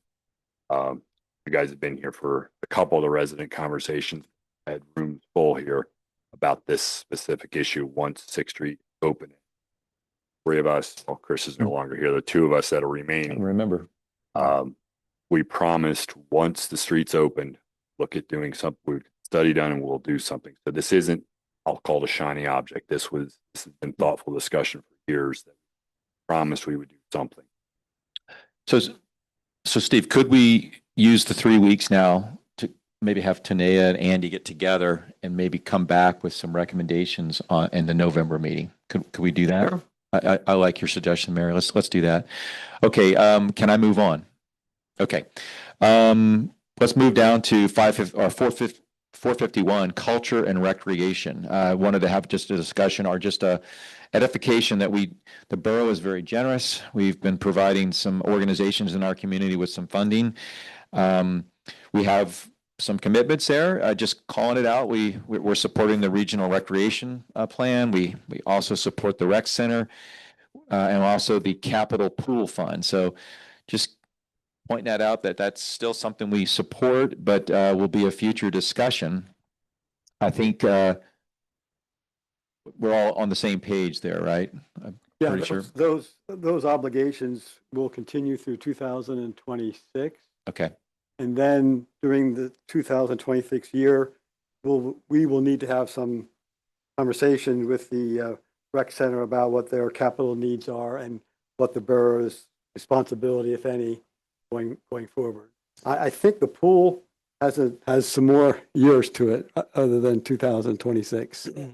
That was a 10-year commitment, and I feel like it goes to like 31. Oh, is it? Okay. Because it coincided with the redevelopment project of the pool. And so from the time the pool was done, it was 10 years from that I point. was reading the date on the contract and going 10 years. Okay. I thought that too, the first pass, but then it was actually after project Finish it. completion. Okay. Thank you, guys. Okay, let's move to parks. All that we really see there is some good planning for maintenance and caring for the grounds. We're going to have some signs and rules in each location. We got a bike rack for Spruce Street, some carpet mulch, just some good things going on in the parks.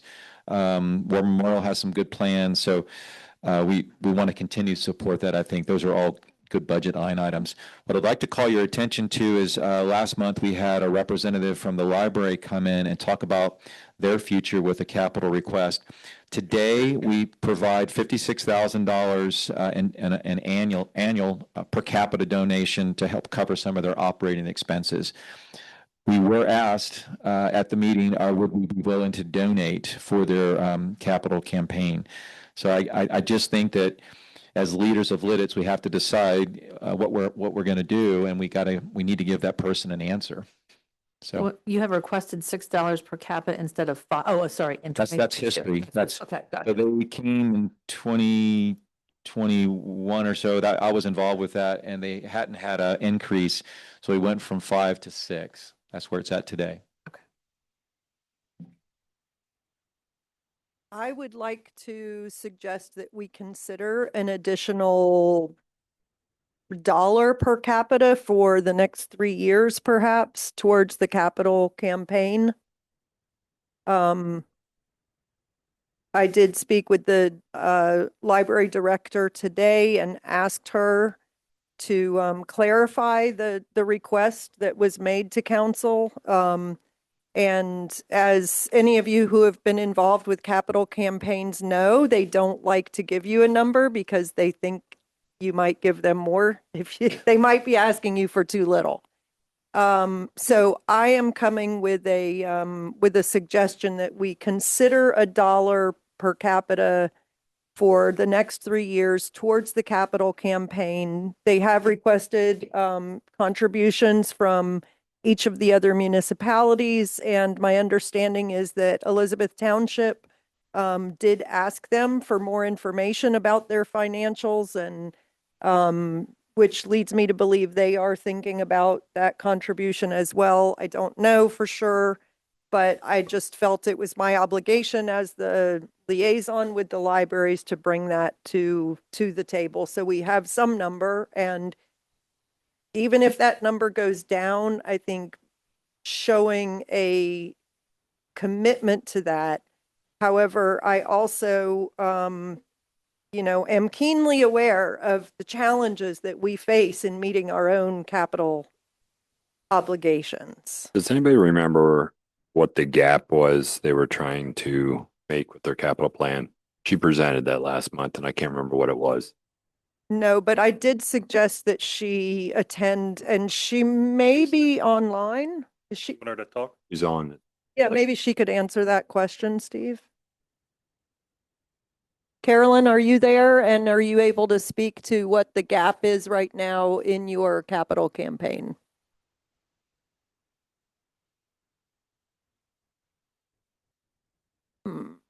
She has family at home and may have stepped away and is reading a book or something to a child.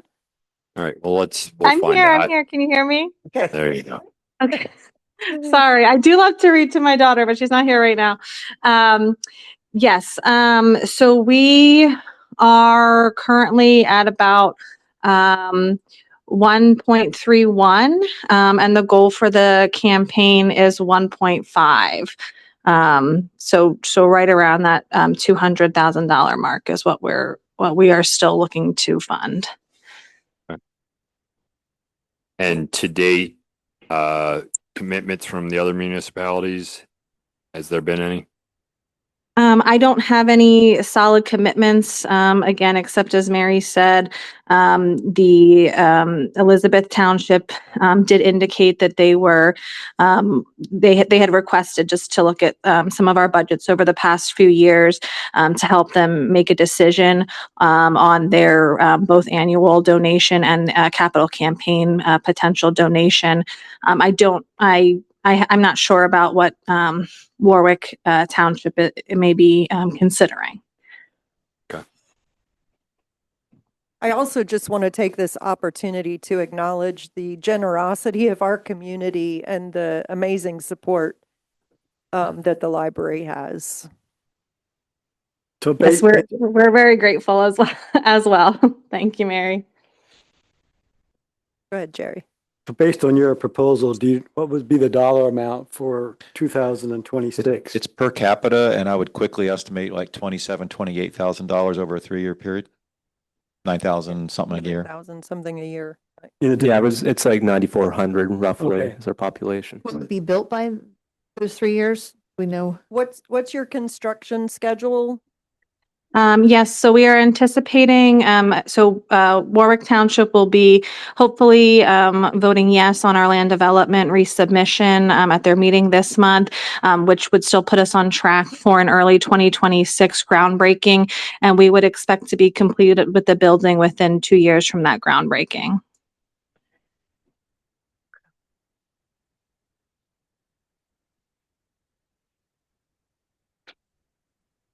Okay. Yep. So I guess just pitch that back to the finance committee. Thank you. Thank you. Okay, I'll add it to our notes and we can have discussion at the council meeting. Thank you so much. Thank you, Caroline. Okay, moving from 456 libraries, we're going to move down to debt principal.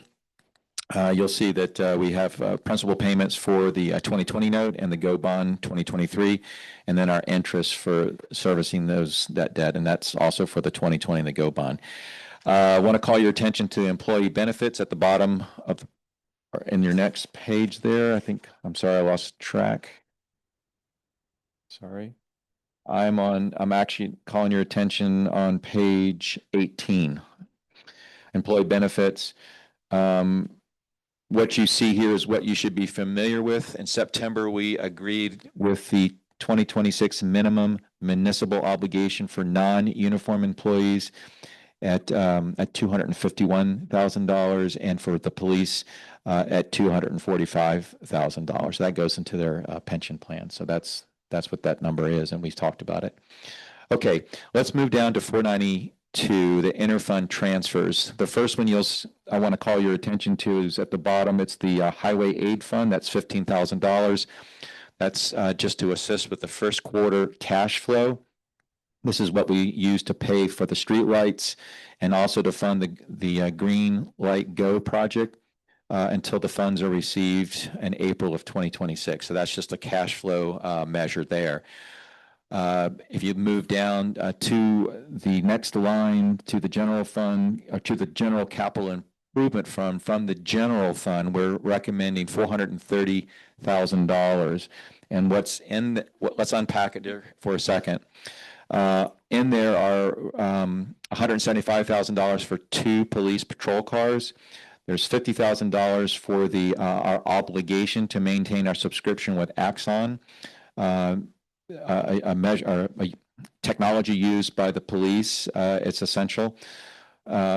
And then we have a recommendation for $21,000 for handgun upgrade or replacement. Then we have $186,000 for one truck, one bucket truck, one backhoe, one grind laser, and one roller from the Public Works Department. And then $68,000 for the HVAC controls here in Borough Hall. Pleased to report that Finance has worked with our partners on this for a long time. All of these requests have followed the capital policy that we implemented several years ago, and then we announced again in February we got the request from our departments, and we looked this over hard. So I'm available for questions.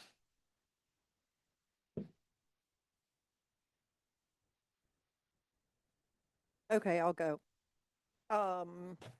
Jared, excuse me, Chief. Can you talk about, I know the handguns have been on the department's list for at least a couple of years, I think. Can you speak to what happens with the old handguns? And is there any residual value? How is that handled? Sure. So I'll just go back a little bit of history. So the typical lifespan of a law enforcement handgun is 5 to 10 years.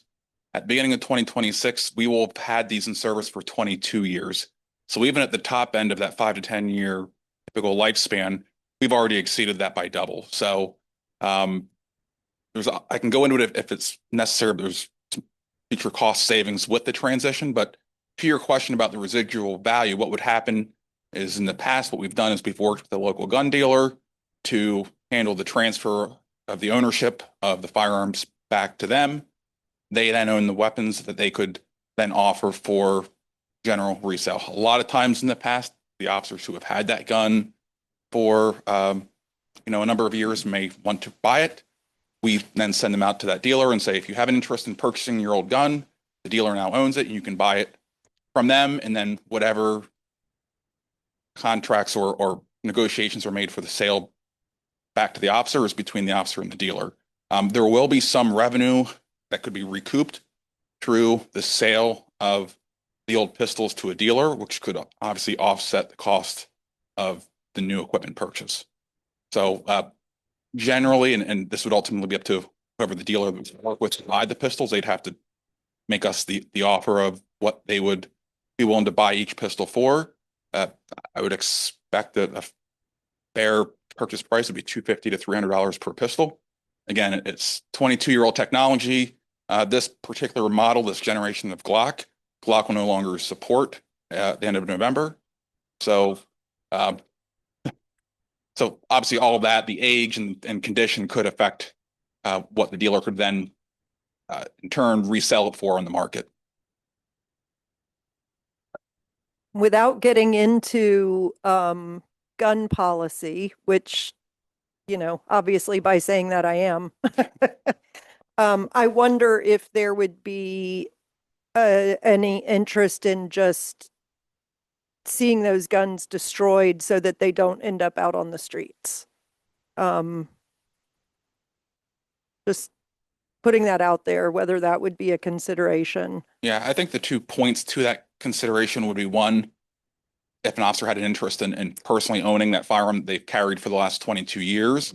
And the second piece of it would be, is that revenue that the borough would want to leave off the books, potentially through the resale value of the old weapons. Okay. Is there any way, that's a good question. Is there any way they can control that? If they go in the market, there's no way to control where the guns get sold. No, at that point, we transfer ownership to the dealer. The dealer can do what they want with it, sell it on the free market. Whatever the new buyer would do with it, the borough is separated from that transaction. This is a request you had last year, correct? Yeah, this was a request under last year's capital request. It carried over to this year, balancing different priorities and needs, and it's coming back up again. It's 22 years, 5 to 10 years is the typical lifespan, just because of the wear and tear, the exposure to the elements and everything else that, we use pistols a bit harder than somebody who maybe keeps it at home in a case majority of the time. Better risk. I'm sorry, what was that? Better risk. Pretty fast. Yeah, and of course they're doing driving range practicing, and so it is getting, even though it's not used during law enforcement practices, it is being used. Correct. It gets keep holstered, up training unholstered a lot field and- more often. We're Yeah. firing more rounds through it through training than Right. somebody might do annually at a shooting range for recreation per se. Again, it's in our holsters. Part of it is exposed. So if we're out in the rain, we're out in the snow, we're out in all types of clement weather conditions, the pistol's Okay. exposed to all of that. Thank you for explaining all of that. Appreciate it. I think this also relates to your effort to professionalize the department in terms of your experience and your training, where we're going to look at future vetting future police officers. And here's another way to continue to professionalize the department. Right. And another piece to it, this plan would also include a transition from 40 caliber ammunition to 9mm. That ammunition is cheaper. It's more readily available in the market. We can get it in bigger supplies at a cheaper price. The FBI a few years ago put out a recommendation of professional best practice that all law enforcement agencies transition to 9mm. There's a lot of the science behind it. This also included an increase or an enhancement of the sight technology.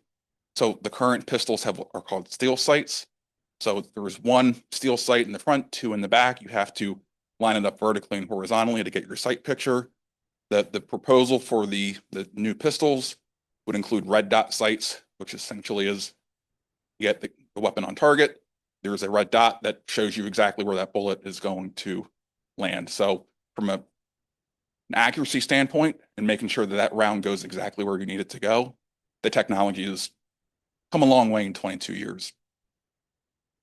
And your ammunition, I would assume that you have currently, you can give to the dealer, he'll buy that? Correct. Okay. Yeah, so, that ammunition, we would no longer need that 40 caliber. Right. So that could also be included in a revenue recoup with Okay. the pistols as well.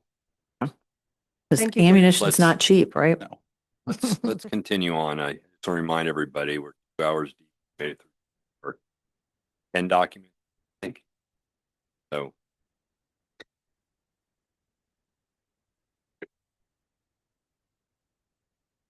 Thank you, Steve. Okay. So that brings us to the end of the general fund expenses. So what I'd like to report to you here is the following. Total expenses projected for 2026 is $9,618,097. If we look at that and do use some of our numbers that we have right now and look at what that would land at, we'll have a beginning balance next year of $3.4 million. Net income will be $8.6 million. Net expenses, just mentioned, 9.6, giving us an end-of-year net balance of $2,461,766. That'll be an annual recap of a negative number of $993,713. It would give us a 2026 budgeted fund balance number of 26%. And as everybody knows, our goal is to focus on a 25% fund balance. And that's the fund balance policy, as we've talked about in the last 2 years here. So my thoughts are that I'm comfortable with this. I am comfortable because I see a borough that always budgets for the worst case scenario. We always look at the worst case of these projects, how much they cost, and we traditionally come in under, and we are coming in under this year by about $547,000 from what we budgeted in 2025. And that's just good management, and then we've come in under what we had looked for when we go out to bid. The second thing I'm happy about is this does leave us with a healthy reserve. It also I think there's some revenue sources that have not been realized, and we've just talked about 2 of them tonight. I also think there's some expenses. We just talked about the $130,000 that we might not use. So I'm comfortable again with projecting this as a safe budget. It'll put you in a good position. It won't jeopardize the next year at all, and it allows you to move forward with your plans. If you look, I mean, it's very comparable to where you had the budget 25. Again, I've gone through this enough years where, I mean, we did not have any of the, I'll say the $500,000 ticket items. We had some bigger ticket items. A lot of what we've talked about tonight is much smaller than years past where we've gone through these things where you really had to make some major adjustments. So not that far off from this year, and there's not like a surprise $500,000 item and you got to do a big infrastructure upgrade or Steve, the suggestions that council has made tonight, like the library and other things, we'll do some recalculations. And if we get the Lancaster County tax collection borough estimates, we'll update that. Yep. And then we'll have that for the next meeting, okay? All right. Can I move forward? Yes. Yes. Okay. The next fund to review is the park fund. We have a CD that we generate about $39,000 in interest on an annual basis, and we have no planned expenses. Can I move forward?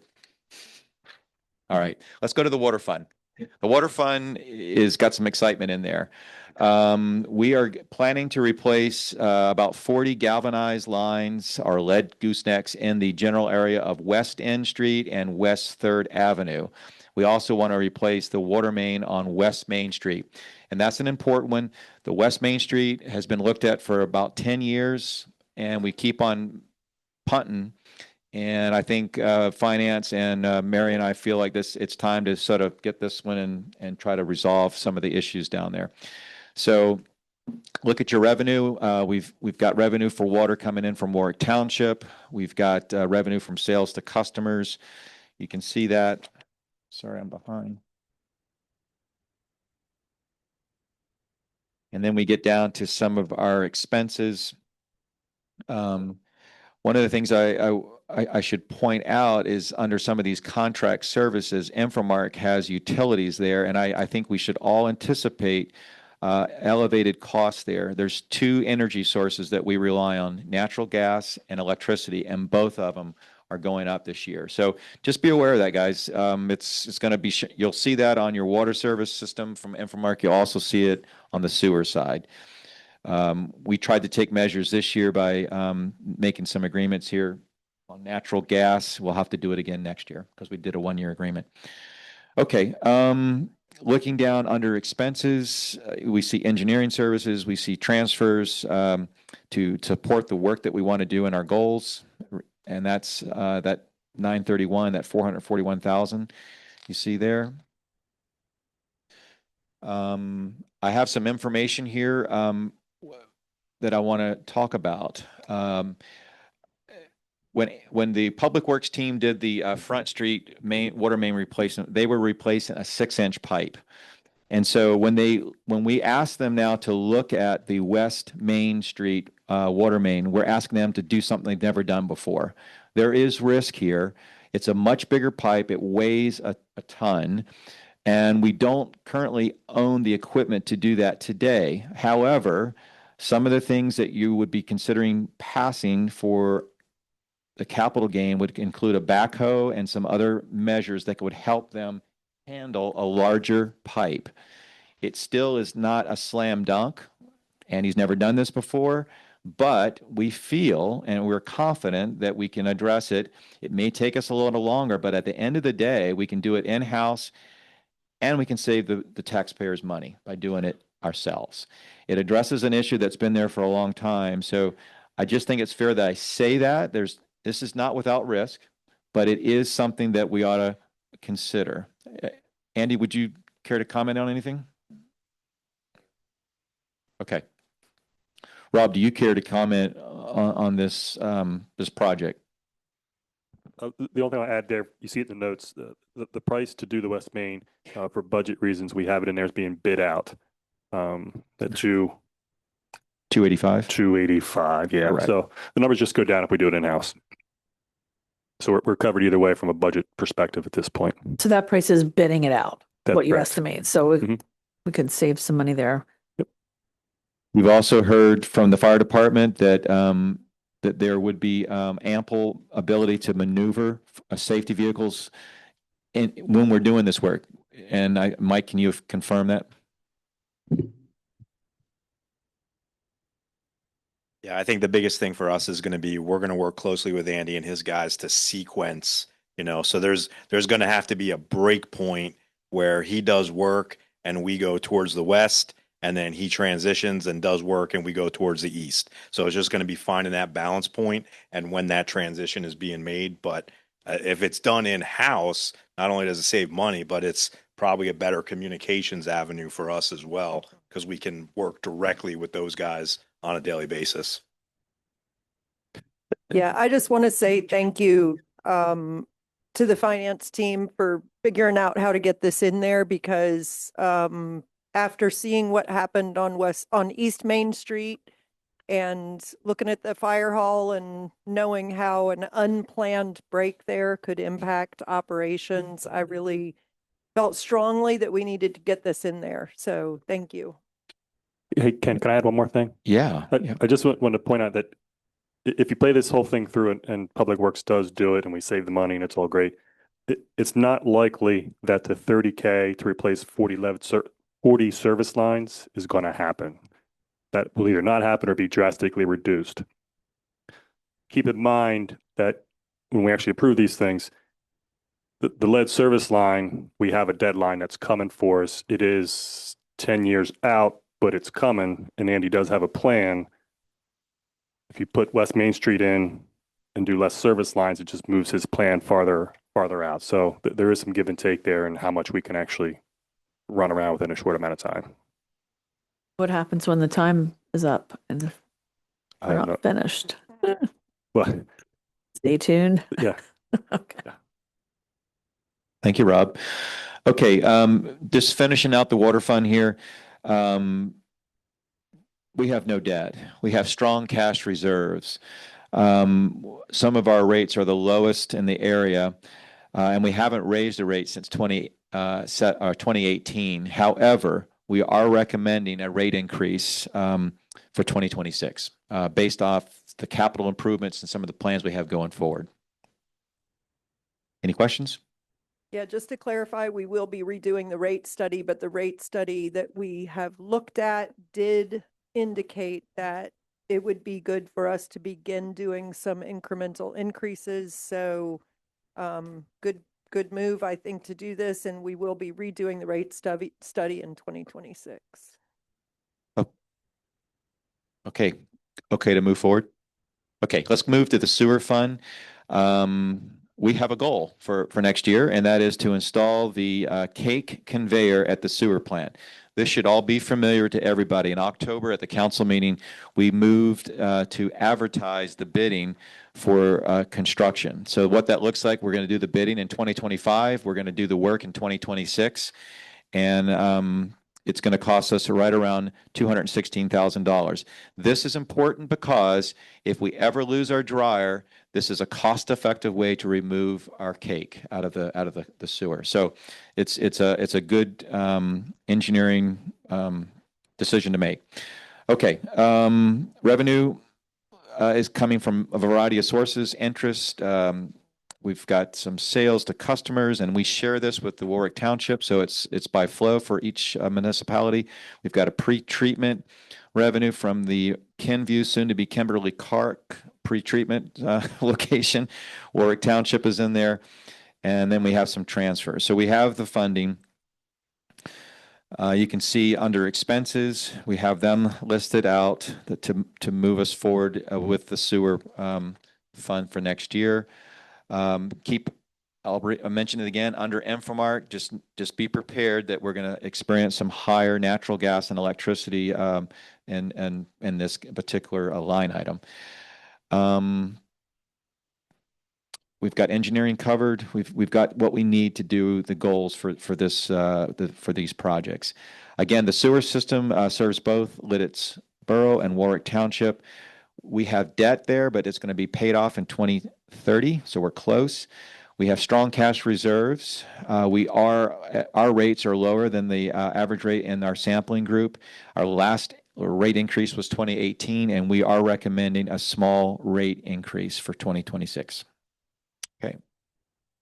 Any questions? What's line 918, transfer to borough GCIF? I'm on page 22 for $71,000. It's a general capital improvement fund. And it says about the backhoe, and so this is what we're going to be taking that. So that's a great call out. So folks, when the finance looks at purchases, not everything comes out of the general fund. So for instance, Jared, your police cars come from the general fund, but for Andy, funding for a backhoe may come out of the sewer, water, and stormwater because the work that's done is coming from those particular areas of work, right, Andy? So some of it, so Tanea, we might have some from the general, and then we have portions coming from these reserves to help fund our activities. And we have to figure out how much is in each one, right? Mhm. Okay. Good question. And that's something I think for council, it's good to learn early because where funding comes from, seeing it is often not easy, but it can help you make good decisions when you know it. So, enough said. Okay, can I move on to the general capital improvement fund? We talked about a lot of these things already, but our goals are to provide funding for the police department, for HVAC controls here in this building, 2 police cars, handguns. We also are recognizing some development in the Norfolk Southern runabout line that we hope to start next year. There's an Axon payment, the bucket truck, pickup truck, backhoe, grind laser, and roller. And this is all coming from different funding sources, as Tanea points out. And is there any more questions here? Anything about the Norfolk Southern runabout line?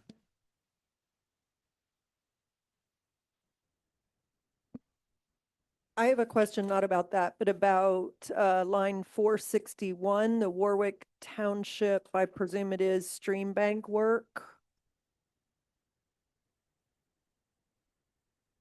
It's on page, I can take that for you. okay, Okay. thank you. That's part of the Lancaster County ARPA project. We were the applicant, so we have all the money. We have to pay them 26. Okay, thank you. Yep. That's ARPA funding though.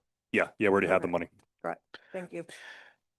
Council, if you haven't noticed already, there's a project title behind each fund where we announced the project, the operating fund, the description of the project, and what we're trying to do in each one. So there's a nice keepsake to put in your notes as you go through next year so you can reference this and know what the plan was.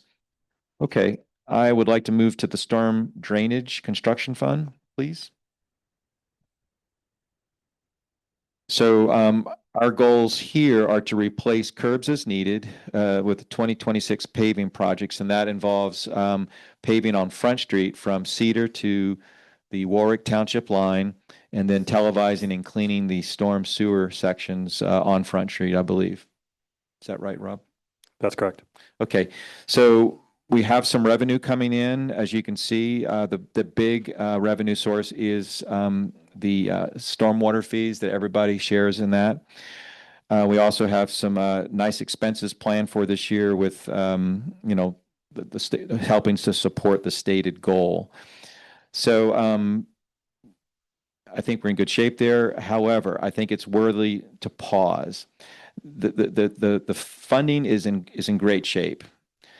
But I caution council when you go forward that we have a steady source of income, but we can easily overrun it. And what I mean by that is it's happening this year.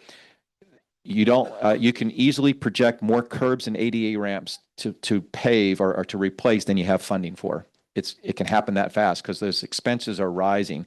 We also are recognizing that the street sweeper needs to be replaced, and we're trying to go after a grant to do that. It's $300,000. So with a revenue of about 520, you can easily overrun your resources. So I'm just calling it out. We have to be really diligent in our planning and your paving and support of the stormwater system. So Are there state revenue sources for some of this? For some of, I'm sorry, what? Stormwater? Yeah. So, yeah, we go after some different grants. What's it, small project? Is that one of them, Elijah? So there are state grants for stormwater projects, but not necessary for us to replace curb, which is how we've been doing it with the stormwater fund, since that's part of our stormwater infrastructure. There's also not usually grants for replacement of like broken pipes in the street that's looked at as a maintenance item. There may be loans, which have their own sort of complications. But if we're expecting the state to come in and pay for us to replace our infrastructure, we need to make better plans. Thanks, Elijah. Good questions, Jerry. Okay, can we move to the water construction fund?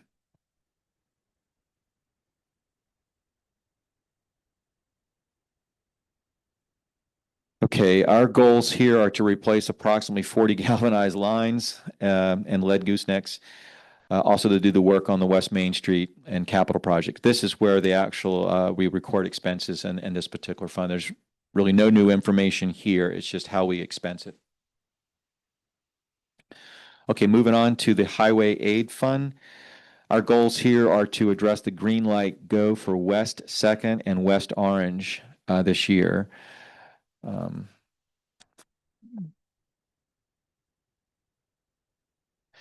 So you can see our sources of revenue for this fund.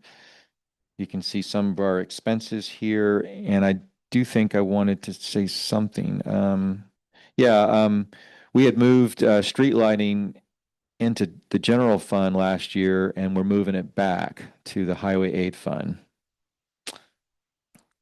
And Can you say a little bit more about why? If it was moved out and then moved back? you want to comment? Sure.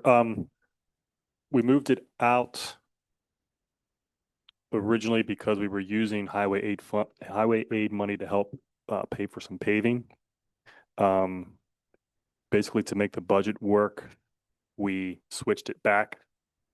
Okay. It's just moving money around really. The tough part with the highway aid, the money doesn't come in till March, April, so it can turn into a cash flow problem with expenses. Okay. And I'll just add too that there is a reporting requirement and there's restrictions to this fund. And honestly, reporting that it's going into streetlights is sometimes administratively easier than individual projects. Got it. And I presume that the 2025 end of year for snow and ice supplies was. 'cause You we beat had- me to it. Oh, sorry, there you go. Oh, no, that's fine. I just lost contact. Go for it. My internet just went Yeah, 'cause down. we had budgeted 12,000, but I Right. presume that's just because of the winter we had. You had extra supplies needed. Yeah. Yep. Okay. Okay. So fingers crossed for a light winter that. keeps Oh, us I in heard budget. something different. All right, let's move to the final one. That's the Police Contribution Special Revenue Fund. This is where a lot of this money is donated, I think, from citizens across our town, and then also Jared and the team use that for community outreach and the K-9 unit dog food, right? Okay. And it looks like you're in a good position. Are you happy with your fund balance percentage? Okay, all right. All right, that brings us to the end of all 7 funds. We've had great dialogue and questions, both from council and from our audience. Are there any other questions that we can address or any other information you need us to share?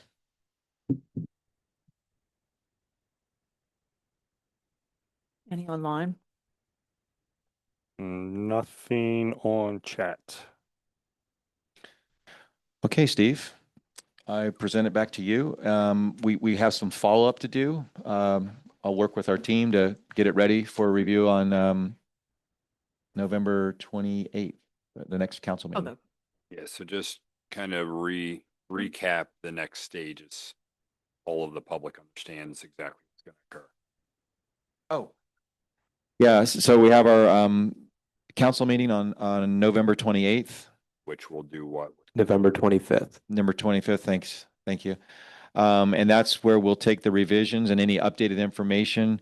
We'd like to address the library. We've got a number of things written down, and we'll address those issues and make them clear at the council meeting. And I'll over the take next 2 weeks, any of the discussions that we had today will be made for that meeting on the 25th. And I may need some folks' help here as we've had discussion to come to me so we can present and take on any more questions, for there'll be more public in attendance. And then we'll hopefully be able to make a motion and approve the budget for public review and comment. And that'll give 30 days for the public to look at that, and then We'll present a modified one on the November 25th. 25th, We'll have Q&A on December 9th, then we'll vote on December 23rd, 3rd. the eve of Christmas Eve. The first chance the public will have to look at it, including counselors-elect who are here in the room tonight, will be after the meeting on the 25th of November. We won't be projecting it on the screens or anything that That's night. when we're It's going to when- advertise to make it. That's when we're going to advertise to make it public. So just so you know, that's when it will be shared.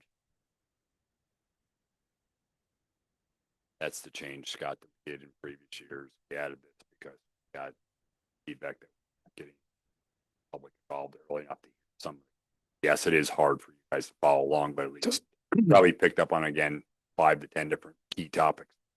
Is there anything that would prevent us from providing this information to the public at this meeting? We haven't all approved the actual draft yet.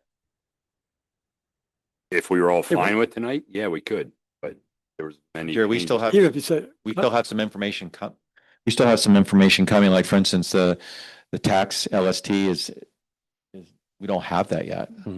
We all need to agree upon what the draft is, go out. There was probably at least 10 different changes tonight, I heard. And not to muddy the waters at all, but just to say that I know as an incoming council member, I was paying a lot of attention, as I'm sure Jerry and Tanea were, when council went through this, when we were newly elected. And there is an opportunity, which we just looked up, to reopen the budget within a very brief window following the swearing in and the reorg meeting at the beginning of the year. So that generally doesn't need to happen. I don't foresee that happening, but I do think it's comforting to know that there is that within the law, which allows us, should we choose to do so, to reopen the budget, should that be necessary. Steve, could I end with one comment, please? Sure. Okay. I want to just let the public know that this was a great year of teamwork with the current council, the mayor, staff, and our department heads. What I got from my department heads in February is far different than what you see today. There's a lot of work involved, a lot of give and take, a lot of cooperation, a lot of engagement, and also from council. And so I really feel good about the budget we have, and thankful for the process we have, and everybody's buy-in on how we've started way back in February, right, to get where we are. So I'm grateful. Want to say it's simple as it is, but it wasn't simple going through the process. There's documentation now in some of the capital requests, the history that speak to the 3 new coming, that you'll understand what is that $10,000. That was a process Ken championed a year plus ago. Yeah, I think Rob was we put together that, and Rob has continued to lead that with the project details and stuff. so I wanted to thank you, Ken, for your work in the finance committee, for your due diligence. We appreciate that. Thank you. All right, Ken, you got anything else to close out the report? But it's good. Public comments about anything not talked about tonight. Final thing. Motion to adjourn. Second. We have a motion and a second. All in favor? Aye. Aye. Adjourned.